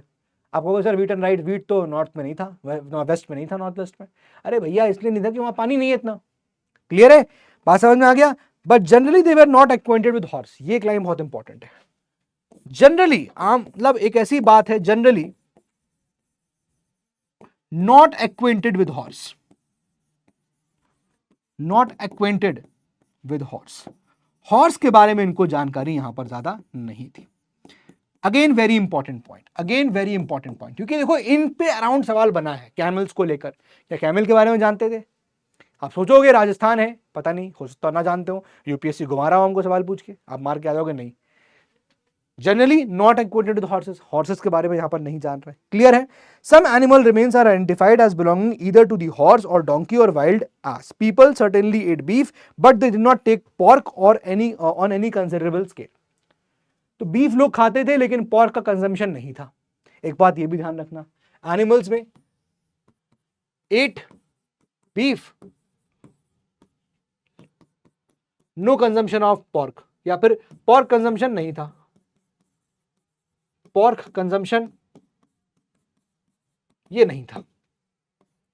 Clear हो गया। एनिमल्स में नोट कर लीजिए, इतना तो इंपॉर्टेंट है। अब आगे आ जाइए, मूविंग ऑन। ये तो क्लियर हो गया, आई थिंक एनिमल्स की बात भी क्लियर हो गई इस वाले पॉइंट में। इसीलिए मैंने ये स्लाइड बताई। सोचो ये स्लाइड कितनी आसान कर रही है आपको टॉपिक्स को। एनसीईआरटी पढ़ रहे होगे मेरे साथ साथ लेक्चर में, कहीं दिख रहा है हेडिंग? नहीं दिख रहा है, यही चीज आसान कर दिया। तो आपको ये भी क्लियर हो गया कि एनिमल्स कौन कौन से। अब मैंने क्या बताया एग्रीकल्चर को लेकर के, एग्रीकल्चर बहुत ज्यादा ऐसा नहीं था कि ये लोग प्योर एग्रीकल्चरिस्ट थे। फूड ग्रेन्स की बात करेंगे, दे नोट व्हीट एंड बार्ले, ठीक है ना। आप ये देखिएगा व्हीट एंड, देखो ये लिखा है what is remarkable is that these people produce wheat and rice. और मैंने आपको इसके बारे में बता दिया, जब मैं फूड की बात कर रहा हूं तो wheat and rice, non food की बात कर रहा हूं तो कॉटन। आगे लिखा है cotton was produce in the black cotton soil of Deccan, ragi, bajra, several millets were cultivated. ये सब चीजें आ गई। चलिए एक बार देख लेते हैं यहां पर, चलिए आगे देख लेते हैं एक बार एग्रीकल्चर। अब एग्रीकल्चर में यहां पर पॉइंट्स में ये बात जरूर देख लीजिए, हम एग्रीकल्चर की बात कर रहे हैं तो पहले इसको आप आसान करने के लिए 2 पार्ट्स में डिवाइड कर लीजिए, आसान करने के लिए, ठीक है ना। एक तरफ लिख लीजिए फूड, और एक तरफ लिख लीजिए आप नॉन फूड। ठीक है ना भाई। अगर आप देखेंगे महाराष्ट्र का रीजन, वहां पर आपको मिलेगा ब्लैक कॉटन सॉइल, है ना, ब्लैक सॉइल। तो यहां पर क्या मिलेगा नॉन फूड में? कॉटन की खेती कर रहे हैं लोग। कैसे पॉसिबल है? Because of the black soil. इसको हम लोग यहां पर रेगर भी कहते हैं। आज आप इसको रेगर भी जान रहे हो, है ना। फिर हम बात करेंगे फूड की, तो फूड में आपको यहां पर वीट देखने को मिल रहा है, ठीक है ना। बट वीट और राइस ये दोनों अलग अलग लोकेशन पर। वीट आपको देखने को मिल रहा होगा यहां पर वेस्टर्न इंडिया में, वेस्टर्न इंडिया। राइस आपको देखने को मिल रहा है कहां पर? Eastern India. वाई? वाई आपको पता है वाई? भाई देखो वीट क्या है? Wheat is a rabi crop, summer winter के टाइम पे ग्रो होता है। याद करिए, राइस बताया था क्या? Kharif crop, onset of monsoon में होता है, बताया था ना मैंने एक बार आपको, बताया था। तो जब ऑनसेट ऑफ मॉनसून, बारिश कहां मिल रही है? ईस्टर्न इंडिया में मिल रही है। क्लियर है? वेस्टर्न। तो ये देखो एस्पेक्ट है डिफरेंस का। फिर उसके बाद बाजरा, रागी, ये सब चीजें यहां पर देखिए देखने को मिलती है। नोट कर लीजिए, नोट कर लीजिए। जैसे यहां पर आता है ऑलमोस्ट ऑल, देखो और भी चीजें हैं। ब्लैक ग्राम हो गया, ग्रीन ग्राम हो गया, बाजरा तो हो गया, बाजरा हो गया, मसूर हो गया, फूड ग्रेन्स बहुत सारे मिलते हैं। और कह रहा है कि नवदा टोली में बहुत मिले हैं। Almost all these food grains have been found at Navdatoli, Narmada के पास। तो आप यहां पर बाजरा हो गया, रागी हो गया, है ना, वीट हो गया, राइस हो गया। अब इसमें और भी है, ठीक है ना, ग्राम्स। अब ग्राम्स में आपका या तो ग्रीन ग्राम हो, है ना, या फिर आपका यहां पर लिखा हुआ है ग्रीन ग्राम के ब्लैक ग्राम हो, या ग्रीन ग्राम हो, ग्रासपी हो, ग्रासपी ग्राम। अब या वो ब्लैक ग्राम हो या फिर क्या वो ग्रीन ग्राम हो, ठीक है ना, ग्रासपी। ये सब आपको मिलेंगे कहां पर? नवदा टोली में। कहां मिले हुए हैं? देखिएगा, नवदा टोली। अब देखो उसने एक साइट को यहां लिख दिया। अब क्या ये और जगह साइट पर नहीं मिले होंगे? मिले होंगे, लेकिन नवदा टोली में सारे मिले हैं, तो इसलिए इंपॉर्टेंट नाम यहां पर हो गया। क्लियर है? और बाकी कॉटन मैंने आपको बता दिया, रागी बाजरा मैंने आपको बता दिया। Several millets way cultivated in lower Deccan. अब बताओ, मिलेट्स भी यहां पर आपको देखने को मिल रहे हैं फूड में। नोट कर लीजिएगा इसको भी, फूड में आपको मिलेट्स भी देखने को मिल रहा है। अब मिलेट्स लिख लीजिए, क्योंकि कभी ऐसा वर्ड आ गया कि मिलेट्स होते थे कि नहीं होते थे। चालकोलिथिक कल्चर के लोग फूड ग्रेन्स ग्रो करते थे कि नहीं? They were having the knowledge of millets और नॉट? तो आपको पता होना चाहिए कि हाँ, चालकोलिथिक कल्चर है, मिलेट्स की नॉलेज यहां पर लोगों को है। क्लियर है? और नॉन फूड क्रॉप में कॉटन की बात हो गई। चलिए अब इसके बारे में यहां पर हम डिस्कस कर लेते हैं। ये स्लाइड यहां पर बनी बनाई है, क्रक्स में सारे पॉइंट्स में लेके आ गया हूं। चलिए एक बार करके सबको पढ़ना शुरू करते हैं। देखिए, एग्रीकल्चर एंड अदर्स की बात कर रहे हैं। वाइडली प्रैक्टिस एग्रीकल्चर, प्रैक्टिस बहुत चालकोलिथिक कल्चर में बहुत ज्यादा एग्रीकल्चर होता था। वीट, बाजरा, राइस सब ग्रो होता था। डोमेस्टिकेशन हो रहा है एनिमल्स का, काउ, शीप, बफलो, पिग्स, इन सब का। Then they hunted deer, as I told you. Remains of camels have been found, इसलिए कैमल की जानकारी है। कंज्यूम्ड बीफ, लिखा दिया आपको।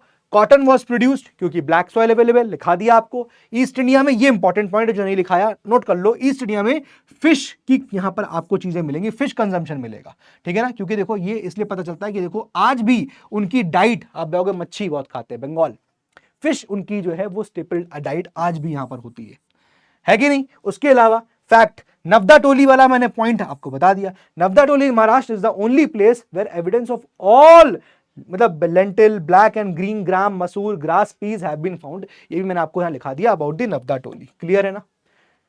सारे पॉइंटर्स लिखा दे रहा हूं, सारे पॉइंटर्स पढ़ा दे रहा हूं, कुछ भी उसमें टफ नहीं है, कुछ भी टफ नहीं है। तो यहां पर आपका अब एग्रीकल्चर भी निपट गया, ठीक है ना। यहां पर आपका एग्रीकल्चर भी निकल गया। This is also over. Clear? ठीक है। अब आते हैं हैबिटेशंस पे।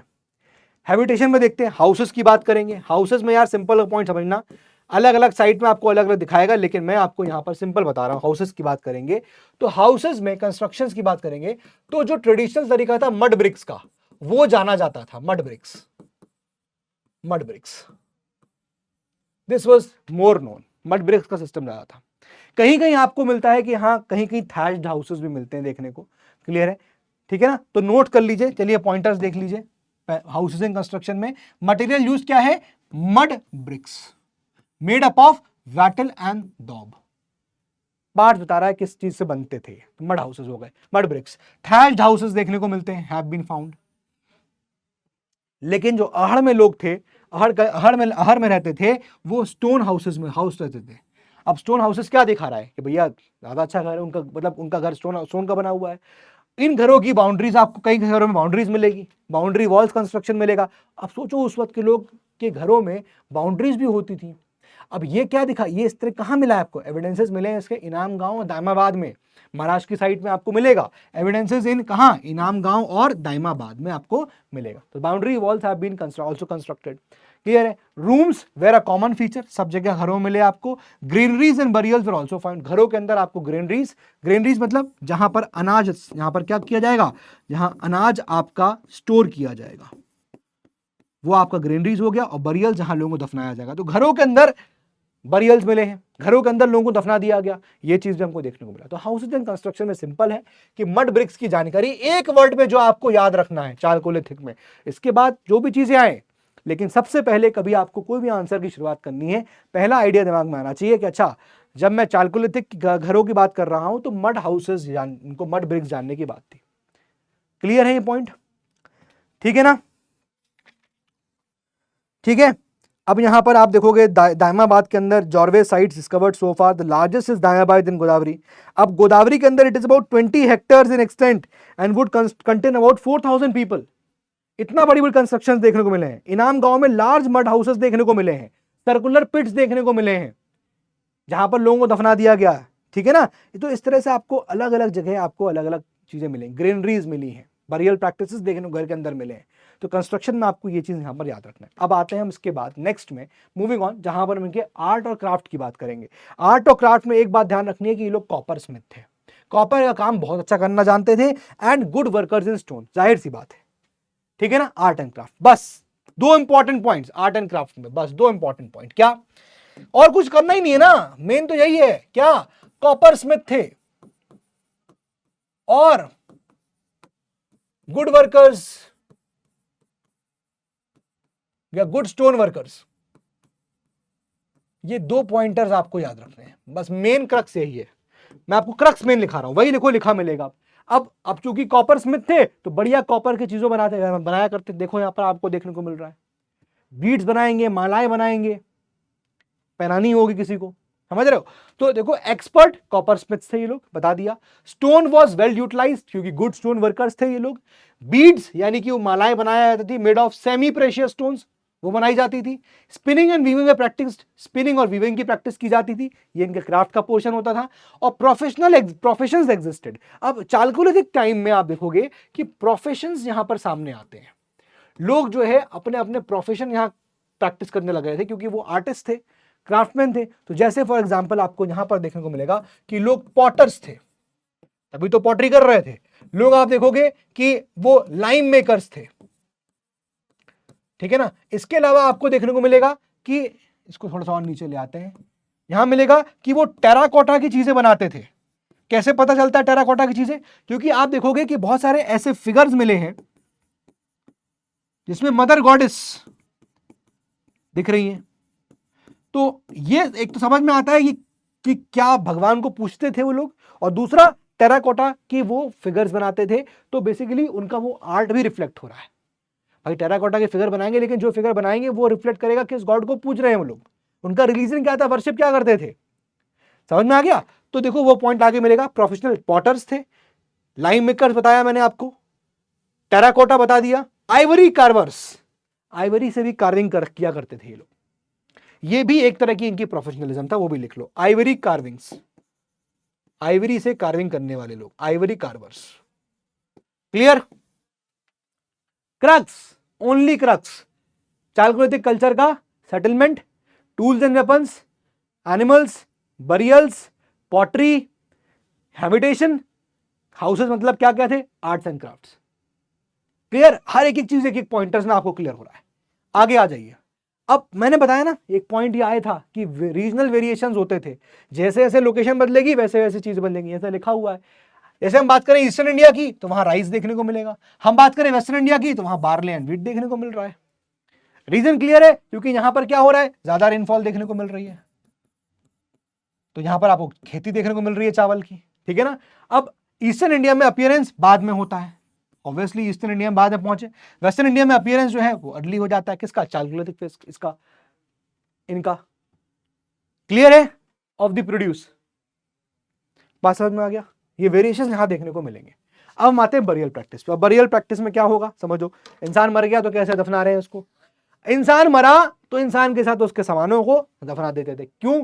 ताकि आफ्टर लाइफ में बिलीफ था लोगों का कि जहां भी इंसान मर के गया है उसकी दूसरा जीवन जो उसका जन्मेगा वहां पर उनको उन चीजों की जरूरत पड़ेगी। जैसे आपको चित्र में पीछे दिख रहा है कि ऐसा मत डरना नहीं, कोई देख के डर जाओ, कंकाल दिख रहा है लेकिन बर्तन पड़े हुए हैं, ये देखिए यहाँ पर बर्तन दिख रहे हैं, क्योंकि इंसान जो मर गया है उसके हाथ उसके यूटेंसिल्स रख दिए गए ताकि आफ्टर लाइफ में उनको उन चीजों की इस्तेमाल मिले। कई जगह ऐसे देखने को मिला, कई जगह आपको देखने को मिलेगा कि भाई in Maharashtra people buried the dead in urns under the floor of the house in north to south position. तो आप महाराष्ट्र के अंदर देखोगे तो महाराष्ट्र के अंदर जो लोग डेड थे उनको अर्न्स में यहां बरी करते थे, फ्लोर ऑफ द हाउस। कैसे?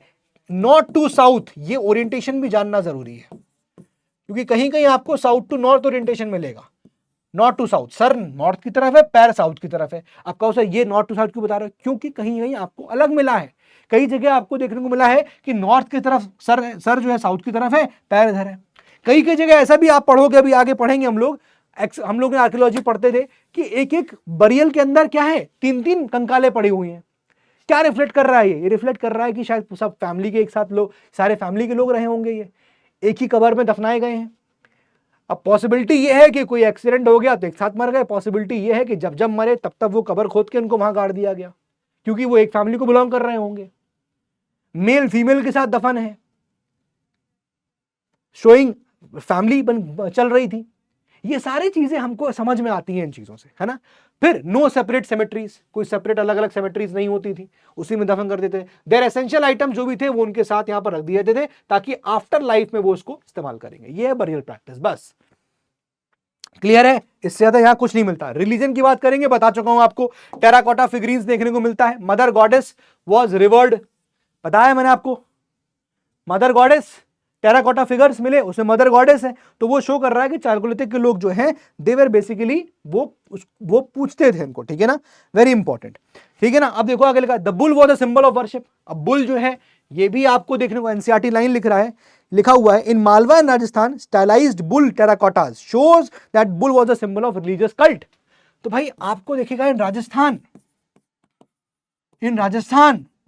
इन महाराष्ट्र, राजस्थान, मालवा, नॉट महाराष्ट्र, मालवा, इन जगह आपको देखने को मिलेगा कि जो टेराकोटा फिगर्स बने हुए हैं, टेराकोटा के, ठीक है ना, टेराकोटा फिगर्स, ये फिगर्स में आपको देखने को मिलेगा कि सिंबल यहां पर bull was a symbol of worship. यहां पर टेराकोटा फिगर्स हमको किसकी मिली है?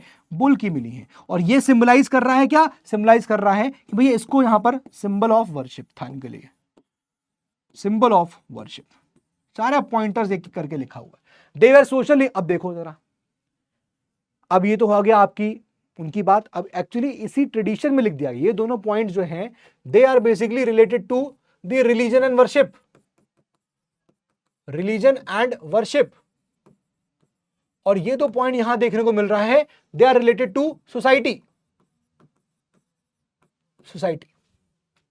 समझो जरा बात को, सिंपल बातें हैं, कुछ भी टेक्निकलिटी नहीं है, एक लाइन बताऊंगा समझ में आ जाएगा। देखिए सोसाइटी की बात करेंगे तो कहीं कहीं जैसे मैंने आपको बताया घर जो है बड़े बड़े मिले, कहीं कहीं छोटे छोटे मिले।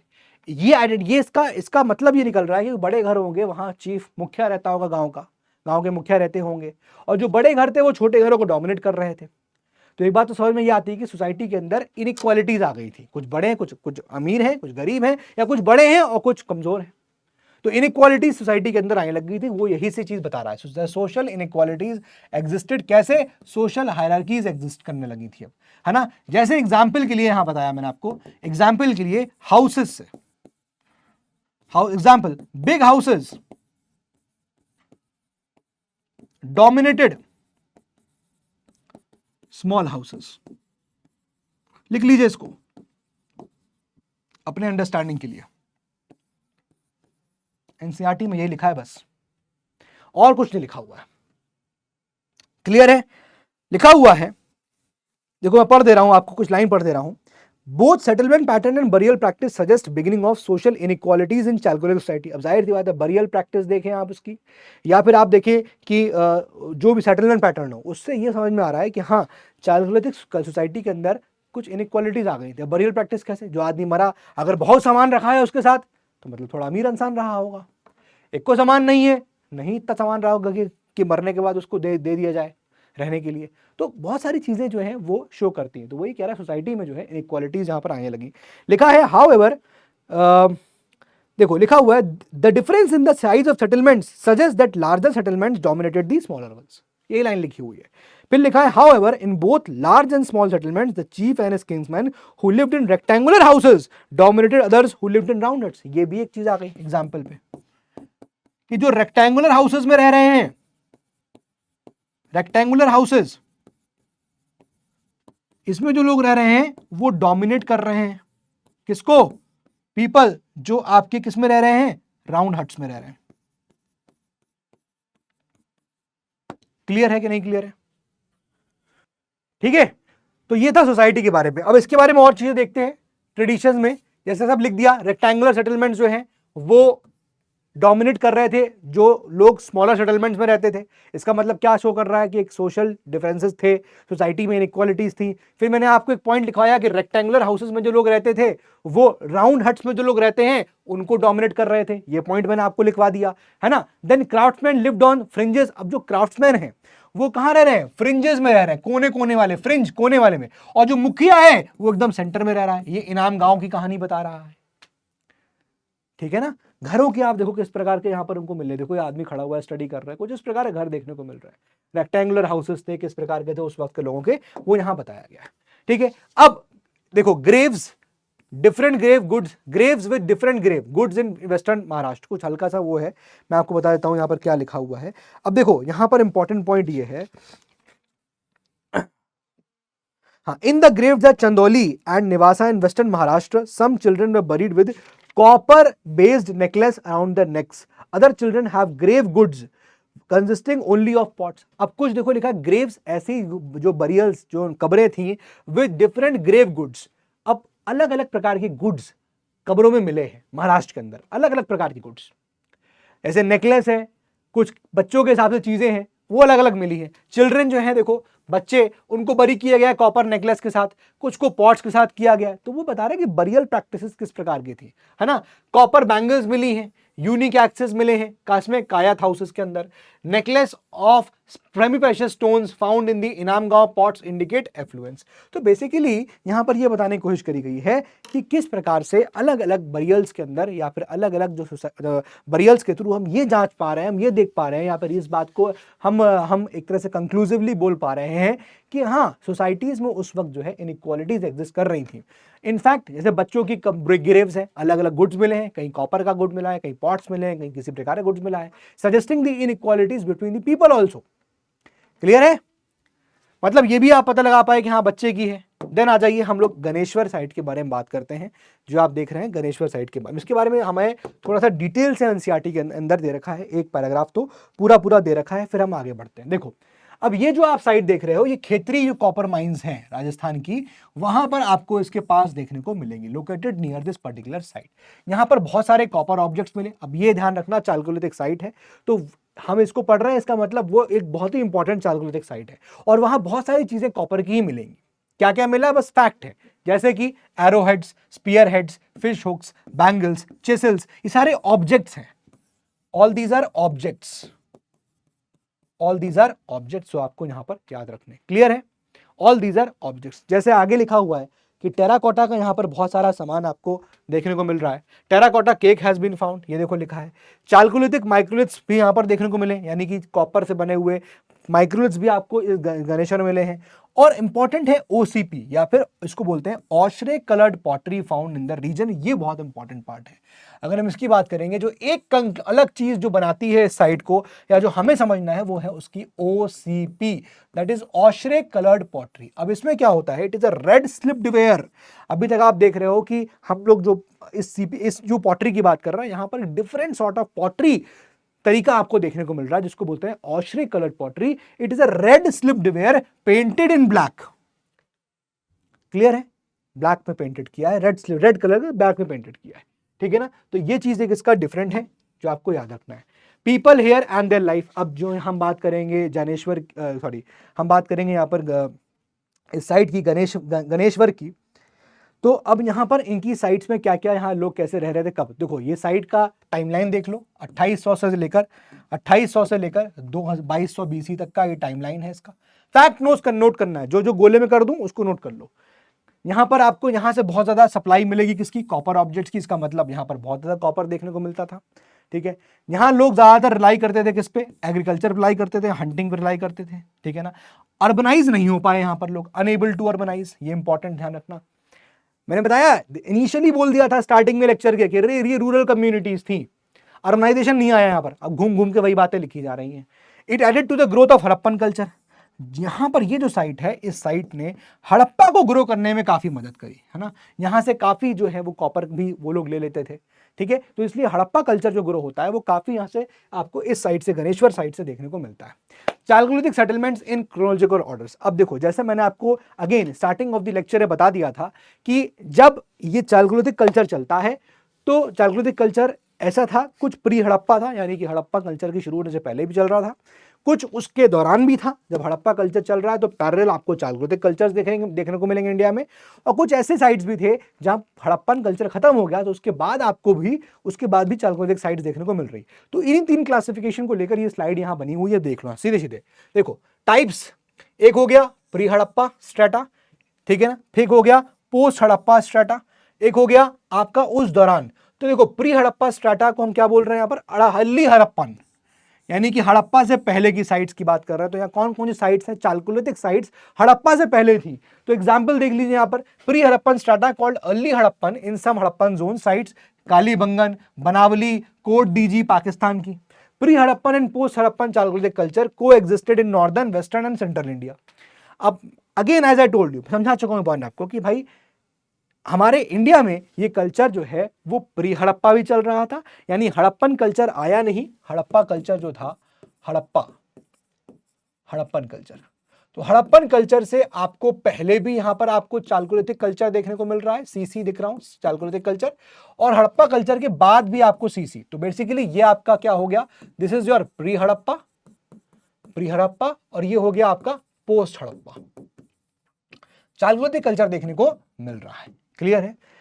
एग्जाम्पल जैसे कि कायत कल्चर, जो बाद में अभी हम पढ़ ही रहे थे, कायत कल्चर हो गया, ठीक है। पोस्ट हड़प्पा में आपको और ही बहुत सारे यहां पर मिलेंगे। तो post Harappa Chalcolithic culture influence by the post urban phase of Harappan culture. अब इंपॉर्टेंट यहां पर बात यह है कि जो पोस्ट चालकोलिथिक, जो आपकी चालकोलिथिक साइट्स हैं, जो पोस्ट हड़प्पा आती हैं, उसमें आपको कहीं कहीं अर्बनाइजेशन का पार्ट देखने को मिलेगा, लेकिन स्टिल ये कहा गया, लिमिटेशन में आएगा कि हड़प्पा अर्बनाइज्ड हो गया था, और जो साइट्स जो हड़प्पा के बाद में आई स्टिल वो इतना फायदा हड़प्पा का नहीं ले पाई। कि हड़प्पा तो अर्बनाइज था, लेकिन चालकोलिथिक साइट्स ज्यादातर रूरल रहती हैं, चालकोलिथिक सेटलमेंट ज्यादातर रूरल सेटलमेंट्स रहते हैं। वो साइट्स जो हड़प्पा के बाद आती हैं, post Harappa, end of Harappa के बाद, उनको फायदा लेना चाहिए था हड़प्पन सिविलाइजेशन का, क्योंकि वो सिविलाइजेशन अर्बनाइज हो गई थी। लेकिन चालकोलिथिक सेटलमेंट्स यहां पर जो थे वो उसका यही लिमिटेशन भी आएगा कि फायदा नहीं ले पाए उसका। क्लियर हो रहा है बात कि नहीं क्लियर हो रहा है, ठीक है। आगे आ जाइए next, non Harappan Chalcolithic cultures. अब बहुत सारे ऐसे थे जो हड़प्पा से मतलब ज्यादा इन्फ्लुएंस नहीं हुए, या हड़प्पा से कोई वो नहीं हो पाया। जैसे कि हम बात करेंगे मालवा कल्चर, जैसे हम बात करेंगे जारवे कल्चर, बता चुके कहां कहां पर है, ठीक है ना। बहुत सारे ऐसे और भी इंडिपेंडेंट चालकोलिथिक सेटलमेंट्स थे, ठीक है ना। मालवा कल्चर, नब्दा टोली, साथ में ईरान और Nagda. Then you will see Jorwe culture Maharashtra में, except the parts of Vidarbha and Konkan, Jorwe culture था, लेकिन ये नॉन हड़प्पन चालकोलिथिक कल्चर है, इसका हड़प्पा से यहां लेना देना नहीं है, ठीक है ना। ये इंपॉर्टेंट चीज है। नेक्स्ट आ जाइए ना, अब Chalcolithic culture mid Ganga valley के आसपास। अब जरा समझो मिड गंगा वैली के आसपास क्या सिनारियो बनेगा। अगेन लॉजिक लगानी है क्या, कि भाई अभी तक तुम जिस एरिया में थे, इमेजिन करो वहां पर कॉपर इंप्लीमेंट्स चल जाएंगे, लेकिन जब आपको मिड गंगा वैली में जानना है तो वहां पर मिट्टी हो गई है गीली, है कि नहीं। और अब डिगिंग करने के लिए अब आप कॉपर का इस्तेमाल ज्यादा नहीं कर पाएंगे, अब यहां जरूरत लगेगी आयरन की। तभी तो 1000 BC में जब आयरन की डिस्कवरी होती है, उसके बाद आयरन की डिस्कवरी के बाद ही तो ये गंगा के जो साइड लोग बढ़ते हैं, है ना, तब जंगल कटते हैं। वही पॉइंट यहां मिलेगा। 138 साइट्स जो है आपको चालकोलिथिक साइट्स मिलेंगी मिड गैंगेटिक वैली में, ठीक है। लेकिन यहां से आपको दिखेगा कि हाँ, यहां कम होने लग गई थी। Most settlements found near river junction and upland areas near hills. ज्यादातर जहां आपको सेटलमेंट्स मिलेंगे, अगेन सेम कॉन्सेप्ट है, कहां मिलेंगे, हिल्स के पास या रिवर्स के पास। Sizeable settlements only appear during the iron age. जो सेटलमेंट प्रॉपर मिलते हैं आपको मिड गंगा में, वो तभी मिल पाए जब आयरन एज स्टार्ट हो गई, यानी कि आयरन की जब डिस्कवरी हुई तब आपको चालकोलिथिक एज मिलती है। तभी यहां पर वो सेटलमेंट चालकोलिथिक सेटलमेंट तभी एग्जिस्टेंस में आ पाए ना, जब आयरन देखने को मिला। और आयरन का क्यों जरूरत थी, क्योंकि अब आयरन से आपको घने जंगल काटने थे, तो वो आयरन से ही कट सकता था, अब कॉपर के बस की बात नहीं थी। समझ में आ रहा है कि नहीं आ रहा है? यही रीजन है कि मैं कह रहा हूं बेसिक से समझना है, बेसिक समझाने के लिए खड़ा हूं तुमको मैं। पढ़ तो लोगे ही मालिक किताब के अंदर हर चीज, आप पढ़ना कैसे वो बता रहा हूं। आगे देखो, टाइम फ्रेम यहां पर क्लियर हो गया, 1500 से लेकर 700 बीसी और लेटर 1000 बीसी में आयरन की खोज। जब खोज हो गई तब आपको इस मिड गंगा वैली के अराउंड भी चालकोलिथिक सेटलमेंट देखने को मिले। क्लियर है? Few copper tools. क्यों फ्यू कॉपर टूल्स? क्योंकि भैया उस जगह कैसे करोगे, कहां मिलेगा तुम्हें कॉपर, कैसे इस्तेमाल कर पाओगे कॉपर का, जब इस्तेमाल ही नहीं है तो लोग कॉपर वहां बना ही नहीं रहे। Few copper tools, mostly stone tools found in the region. Clear? Points are clear? आगे आ जाइए। Chalcolithic cultures in central and western India. अब सेंट्रल और वेस्टर्न इंडिया की बात करेंगे तो डिसअपियर होना यहां से शुरू हो जाते हैं। अब देखो, गणेश्वर साइट के बारे में हो गया, अब हम यहां बात कर रहे हैं डिक्लाइन को लेकर। आ जाइए स्टार्टिंग में, आ जाइए स्टार्टिंग में, देख लीजिए ये सब चीजें यहां पर बता चुका हूं आपको। चाहे वो बात बरियल की हो, चाहे रिलीजन की हो, चाहे सोसाइटी की हो, चाहे वो बात आपकी गणेश्वर साइट की हो, हम बात कर रहे हैं डिक्लाइन की। एंड आफ्टर डिक्लाइन अब आपके दो ही टॉपिक, छोटे छोटे टॉपिक से, वो भी बहुत बहुत ही कॉन्सेप्चुअल क्लैरिटी के साथ आपको देखो। इंपॉर्टेंस में तो आपको रिपीटिशन मिलेगा कि हाँ भैया इंपॉर्टेंस ये है कि उनको ये भी आता था, उनको ये भी आता था, ये भी आता था, ये कर लेते थे, ये रिपीटिशन है। लिमिटेशन जानना जरूरी है, इसलिए हम चलिए आगे बढ़ते हैं और इसको समझते हैं। ठीक है, चलिए आइए। Yes please. हाँ जी, तो अब यहां से आपको कुछ कुछ देखने को मिलेगा कि डिक्लाइन कैसे होता है। Disappeared around 1200 BC except for Jorwe culture until 700 BC. तो अब आपको देखने को मिला कि ये जो चालकोलिथिक कल्चर है वो कहीं ना कहीं डिसअपियर होना शुरू हो जाता है 1200 बीसी के अराउंड। यहां डिसअपियरेंस शुरू हो जाता है, लेकिन जारवे कल्चर जो है, जारवे कल्चर वो आपका 700 बीसी तक जाता है। ठीक है ना, ये कल्चर आपका आगे 700 बीसी तक चलता रहता है। क्लियर है? Chalcolithic black and red ware continued in some parts of India until 2nd century BC.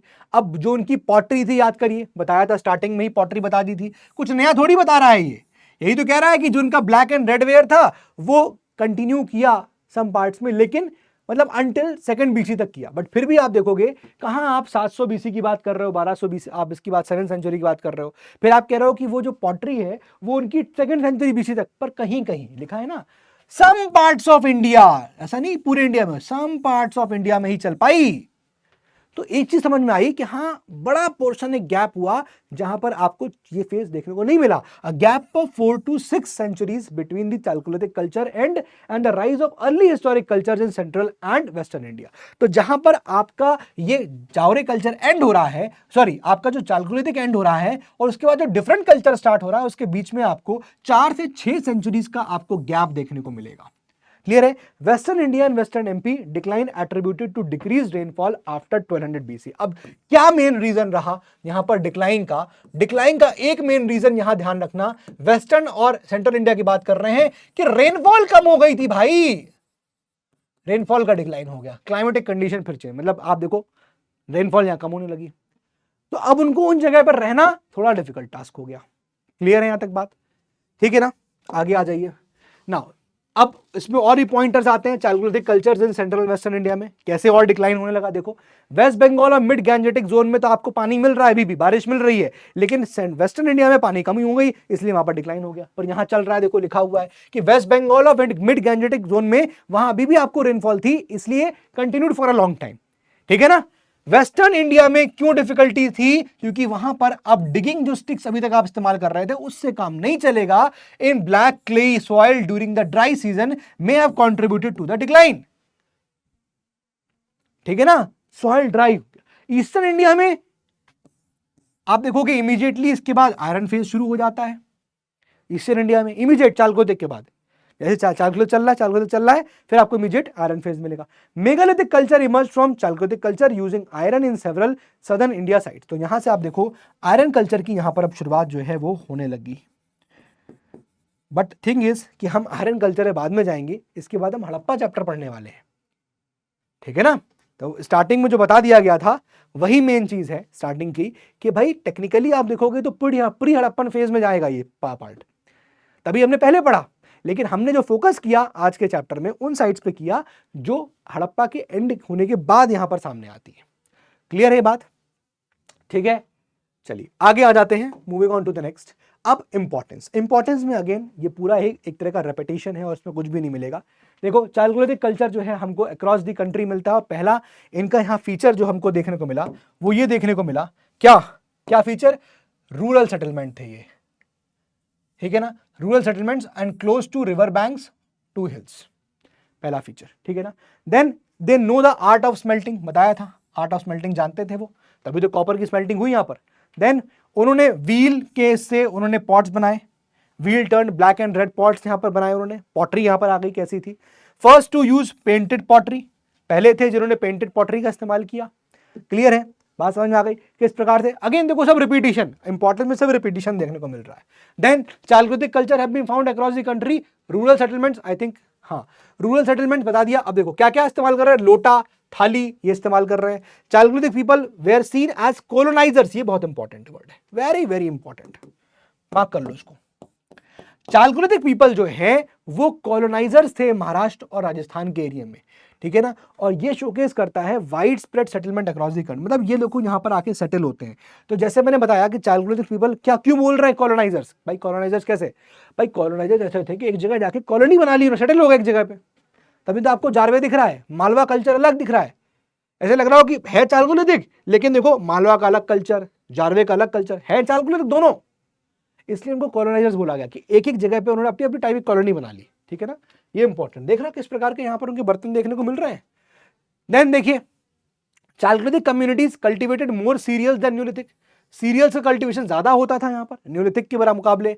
First large villages in peninsular India by Chalcolithic communities, Chalcolithic communities हैं जो पहले बड़े बड़े विलेजेस जो है वो यहाँ पर बनाते हैं। फर्स्ट लार्ज विलेजेस आपको चालकोलिथिक को देखने को मिलेंगे। फोर्टिफाइड सेटलमेंट्स देखने को मिलते हैं, यानी घर जो है वो घेरे हुए हैं, फोर्टिफाइड है। तो फोर्टिफाइड सेटलमेंट्स एट कायत कल्चर देखने को मिलता है, कायत के एरिया में, ईरान एमपी, इनाम गांव इन वेस्टर्न महाराष्ट्र। तो आपको फोर्टिफिकेशन देखने को मिलेगा, लोगों ने किलाबंदी कर रखी है अपने एरियाज की। समझ में आ रहा है, ये फीचर्स हैं, अगेन फीचर्स है, ये एक ऐसा फीचर है फोर्टिफिकेशन वाला जो पहली बार आपने पढ़ा, इसलिए इसको यहां पर स्टार लगा लो। ये रिपीटेड है, फर्स्ट विलेजर्स थे ये रिपीटेड है, मतलब ये पहली बार देखा। कॉलोनाइजर्स थे ये पहली बार देखा, ठीक है ना। मोर सीरियल्स एंड न्यूलिथिक ये पहली बार देखा, इसलिए पॉइंटर्स हैं ये, इसको लिख लो, ये आपको पॉइंटर्स है, बस यही लिखना है। फिर लिमिटेशंस पे आ गए। अब देखो लिमिटेशन मैंने क्या कहा था, 10 बताऊंगा, यहां कितनी लिखी है बता देता हूं। देखो जरा, पहली लिमिटेशन क्या थी इन चालकोलिथिक पीरियड की, नंबर 1 डोमेस्टिकेट करते थे एनिमल्स को, limited use of domesticated animals due to cultural practice, culture उनका ऐसा था उस हिसाब से वो, इसलिए वो एनिमल्स का ज्यादा यूज नहीं कर पाते थे, लिमिटेड यूज। उनको लगता था, जैसे एक चीज ये बताया मैंने आपको कि वो एनिमल को इसलिए कल्टीवेट, मतलब इसको एनिमल को सिर्फ हंटिंग के लिए रखते थे कि एनिमल सिर्फ हंटिंग करेंगे, एनिमल्स की खाएंगे उसको, लेकिन एनिमल जो मिल्क दे रहा है उनको नहीं लगता था कि हाँ वो मिल्क हमारे लिए हो सकता है, नहीं वो मिल्क भी होगा जानवर के लिए होगा। तो इसलिए एनिमल्स का लिमिटेड यूज कर रहे थे चालकोलिथिक पीपल के जो लोग थे, वो उनकी एक वीकनेस थी, इनकी एक लिमिटेशन थी। दूसरा कॉटन का, कॉटन की इनको नॉलेज थी लेकिन बहुत एक्सटेंसिव कल्टीवेशन उन्होंने नहीं किया, नो इंटेंसिव फार्मिंग टूल्स का इस्तेमाल नहीं किया, ऐसा कुछ भी उन्होंने नहीं किया। तो लिमिटेड कल्टीवेशन ऑफ कॉटन किया उन्होंने, एक तो ये इनकी लिमिटेशंस थी। तीसरा इन्फेंट मोर्टेलिटी रेट बहुत ज्यादा इन वेस्टर्न महाराष्ट्र। अब देखो इस पे पॉइंट आपकी यहां पर क्या कह रहा है बता देता हूं। थर्ड पॉइंट देखो, the rate of infant mortality was very high. अब क्यों, rate of infant mortality rate जो है मतलब क्या है, rate of infant mortality rate क्या है, बहुत ही हाई है, हाई है। वाई, सवाल है वाई, 3 रीजंस। नंबर 1 3 रीजंस देखिएगा, रीजन आगे स्लाइड में आएगा लेकिन मैं यही लिखा देता हूं। Number 1 lack of nutrition, nutrition अच्छा नहीं मिल रहा था, lack of nutrition. Then NCERT बोल रहा है लैक ऑफ न्यूट्रिशन के बाद फिर लिखा है absence of medical knowledge. Medical knowledge इनको अच्छी नहीं थी, इसलिए आपका इन्फेंट मोर्टेलिटी रेट हाई है ना। Absence of medical knowledge, absence of medical knowledge क्या कहते हैं, होता क्या है इन्फेंट मोर्टेलिटी रेट, बताइए कमेंट सेक्शन में बताइएगा क्या डेफिनेशन है, कितने साल के ऊपर का बच्चा माना जाएगा, ठीक है ना, अगर वो मर जाता है तो। थर्ड अगेन एनसीईआरटी से थर्ड रीजन बताया एनसीईआरटी ने कि आउटब्रेक ऑफ एपिडेमिक हो गया, outbreak of epidemic, outbreak of epidemic. Clear हो गया ये बात। ये रीजन है यहां पर हाई इन्फेंट मोर्टेलिटी रेट था, मतलब ये बहुत ज्यादा इन्फेंट मोर्टेलिटी बहुत ज्यादा था। बताइएगा डेफिनेशन क्या होती है इन्फेंट मोर्टेलिटी रेट की, ठीक है। अब पॉसिबल कॉजेज बता दिए मैंने, आपको बताया था नेक्स्ट स्लाइड में आएगा। तो पॉसिबल कॉजेज यहां क्लियर हो गए आपको, क्या कॉजेज हैं। Number 1 lack of nutrition, medical knowledge नहीं है, medical knowledge is poor and epidemics यहां पर आ गया। Then chalcolithic society did not promote longevity, मतलब कोई चीज ऐसी नहीं थी जो लॉन्ग टाइम के लिए इस्तेमाल करनी हो। कहीं भी ऐसे लॉन्गिविटी देखने को नहीं मिली उनके किसी भी प्रैक्टिसेस के अंदर, ठीक है। No knowledge of bronze making, एक इंपॉर्टेंट यहां पर बात निकल के आ रही है कि इनको नॉलेज नहीं थी ब्रॉन्ज मेकिंग की। अब ब्रॉन्ज कैसे बनेगा, mixing of tin and copper, बताया था मैंने आपको लास्ट लेक्चर में। भाई ब्रॉन्ज कैसे बन रहा है, आप ब्रॉन्ज कैसे बना रहे हो, ब्रॉन्ज तब बनता है जब आपका कॉपर और आपका टिन यहां पर मिल जाता है, SN, ठीक है। लेकिन इंडिया में टिन नहीं था, तो आप ब्रॉन्ज कैसे बनाते, प्रॉब्लम समझ में आ रही है ना यार। तो ये था नो राइटिंग सिस्टम, कोई भी लिखने का सिस्टम नहीं था। No cities during the copper stone age, कोई सिटीज यहां देखने को नहीं मिले। इसका मतलब क्या हुआ, रूरल कम्युनिटीज, बताया था ना, ये एक लिमिटेशन हो गई। तो आई होप ये समझ में आ रहा, 1 2 3 एक बात ये समझ में आ गई। देन उसके बाद आपको मिल रहा है 4 point did not promote longevity, 5th point no knowledge of bronze making, 6th point no writing system, 7th point no cities during the copper age. Then 8 और इसके अलावा बता देता हूं आपको, they did not derive any substantial benefit from the advanced technological knowledge of the Indus people. Indus people एक point और लिख लीजिए, 8वां पॉइंट, मैं आपको 8वां पॉइंट बता रहा हूं, ठीक है। वैसे आप बोलो 10 पॉइंट, लेकिन हाँ कुछ पॉइंट्स एक कॉमन आ गए, इसलिए यहाँ पर 8वां पॉइंट बन गया। अब जो इंडस पीपल थे, इंडस पीपल, इनको नॉलेज थी काफी अच्छी, इनको टेक्निकल नॉलेज थी, है ना। लेकिन फिर भी यहाँ के लोगों, लिमिटेशन क्या है कि पीपल ऑफ, या ऐसे लिख लीजिए कि Chalcolithic people did not take advantage of it. अरे हमने बोला कि हमने इस चैप्टर में उन साइट्स पे फोकस किया जो हड़प्पा के बाद आई। तो हड़प्पा में तो बहुत टेक्नोलॉजिकल एडवांसमेंट्स हो चुके थे, फिर भी यहाँ पर फायदा नहीं ले पाए ये चालकोलिथिक वाले लोग, ये भी उनका एक लिमिटेशन था। क्लियर हो गया। Then moving on to the next, अब आते हैं हम कॉपर होर्डिंग्स पे। कॉपर होर्ड्स कहाँ हमें कॉपर के होर्ड्स मिलते हैं, यानी बहुत भंडारा मिलता है कॉपर होर्डिंग्स का, ठीक है। And about the ochre coloured pottery phase, अब इस फेस के बारे में यहाँ पर बात कर रहे हैं। देखिए 80 कॉपर कम से कम होर्डिंग्स यहां पर मिली है अक्रॉस द रीजन, पहला पॉइंट तो लिख लीजिए। ओवर 80 कॉपर होर्डिंग्स हमको इंडिया में अलग अलग रीजन से मिली है। बहुत सारे आर्टिफैक्ट्स हमको कॉपर के मिले हैं, जैसे कि रिंग्स हो गया, सेल्ट्स हो गए, हैचेट्स हो गए, स्वॉर्ड तलवारें हो गई, harpoons, spear heads, human like figures, ये सब चीजें हमको ऑब्जेक्ट जो हैं वो मिले हैं। तो एक बात समझ में आती है कि हाँ बहुत हाई मात्रा में कॉपर होर्डिंग्स यहां पर हमारी इंडिया में देखने को मिलती है। क्लियर है।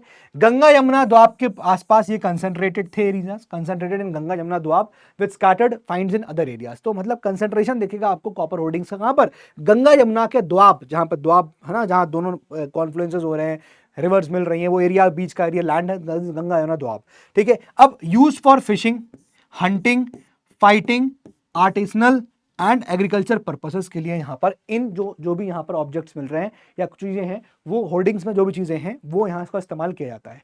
Demonstrates high technological skill and knowledge of copper Smiths, बता चुका हूं आपको, फिर अगेन बताया था, अब देखो रिपीटिशन है ये। कॉपर स्मिथ बहुत अच्छे थे, बहुत अच्छा स्टोन मेकिंग करते थे ये लोग, कॉपर स्मिथ ये बहुत तगड़े थे, ठीक है ना। देन पीरियड, ये किस पीरियड में, ऑशरे कलर पॉटरी जो है वो आप किस पीरियड में मानते हैं, what is the time period, time period note करिएगा, 2000 से लेकर 1500 BC के बीच में हम OCP यहां पर मानते हैं, ऑशरे कलर पॉटरी, ये पॉटरी, ठीक है, जो यहां पर साइंटिफिक डेटिंग इसको बोला जाता है। सेटलमेंट डिसअपीयर्ड, अब सेटलमेंट जो थे खत्म होने लगे, यानी किसके, चालकुलिथिक के, क्योंकि अब डिक्लाइन आ रहा है ना, नया फेज शुरू होना है। But Doab sparsely inhabited until 1000 BC. लेकिन दोआब के एरिया में जो आप देखोगे सेटलमेंट्स 1000 बीसी तक चलते हैं, ठीक है। ओसीपी पीपल जो थे first settled in the upper part of the Doab, पहले अपर पार्ट ऑफ दोआब में रहे, है ना, दोआब का जो ऊपर वाला हिस्सा वहां रहे। देन थिकेस्ट जो ओसीपी डिपॉजिट्स हैं वो आपको मिलेंगे कहां, जोधपुर में, on the Haryana Rajasthan border. मतलब ये बता रहा है खाली आपको कि ओसीपी कहां कहां मिल रहा है, प्लेसेस ऑफ ओसीपी बता रहा है। सेटलमेंट्स नॉट लॉन्ग लास्टिंग, बहुत ज्यादा लंबे समय तक सेटलमेंट से बताया, कोई भी चीज वो लॉन्गेविटी के लिए हिसाब से नहीं थी उनकी, कोई भी लॉन्गेविटी नहीं थी यहाँ पर, क्लियर है। Long last, neither large nor wide spread, ना ही ज्यादा थी ना ही यहाँ पर लार्ज थी, क्लियर है। So last is the reason of the decline is not very clear, बहुत अच्छा से क्लियर नहीं है। Suggested inundation and water logging, ऐसा माना जाता है कि इनंडेशन या वाटर लॉगिंग एरिया हो गया होगा इस गंगा यमुना के दोआब के एरिया में, क्योंकि गंगा यमुना मतलब ज्यादा, समझ लो, पानी ज्यादा आ गया तो वो सबमर्ज हो गई, वाटर लॉगिंग हो गई यहाँ पर। Soft texture of OCP pottery due to prolonged water association. OCP people may have been contemporaries of Harappa, ऐसा माना जाता है कि जो हड़प्पा के टाइम पे ओसीपी ऑशरे कलर्ड पॉटरी जो इस्तेमाल करते हैं, देखो कैसे क्लासिफिकेशन किया गया है। हड़प्पा के लोग ओसीपी के टाइम पर, ओसीपी पीपल उस वक्त रहे होंगे, and geographically close likely to have interacted with exchange knowledge. और ऐसा माना जाता है कि ओसीपी के लोग जो होंगे, ऑशरे कलर पॉटरी जो लोग कर रहे होंगे, उनका कुछ ना कुछ इंटरेक्शन यहाँ पर हड़प्पन्स के साथ हुआ होगा, ठीक है। सो दोस्त, यही है पूरा चैप्टर आज का, और उम्मीद है आपको समझ में आ गया होगा। एक आसान चैप्टर था, है ना जी। तो चलिए फिर मिलते हैं हम लोग अपने अगले लेक्चर में। कोई भी प्रकार की दिक्कत हो, मैंने आपके शॉर्ट्स भी बनाया था और कहा था कि अपनी प्रॉब्लम्स को मेरे साथ शेयर करिए, मुझे कमेंट्स में बताइए कि आप क्या फील कर रहे हैं, क्या प्रॉब्लम फेस कर रहे हैं, है ना। मैं उनको पढ़ूंगा, फिर आपको लेकर उसको आपका आंसर भी करूंगा। तो that's all for today from my side. पढ़ाई करते रहिए, खूब मेहनत करते रहिए। जय हिंद, जय भारत।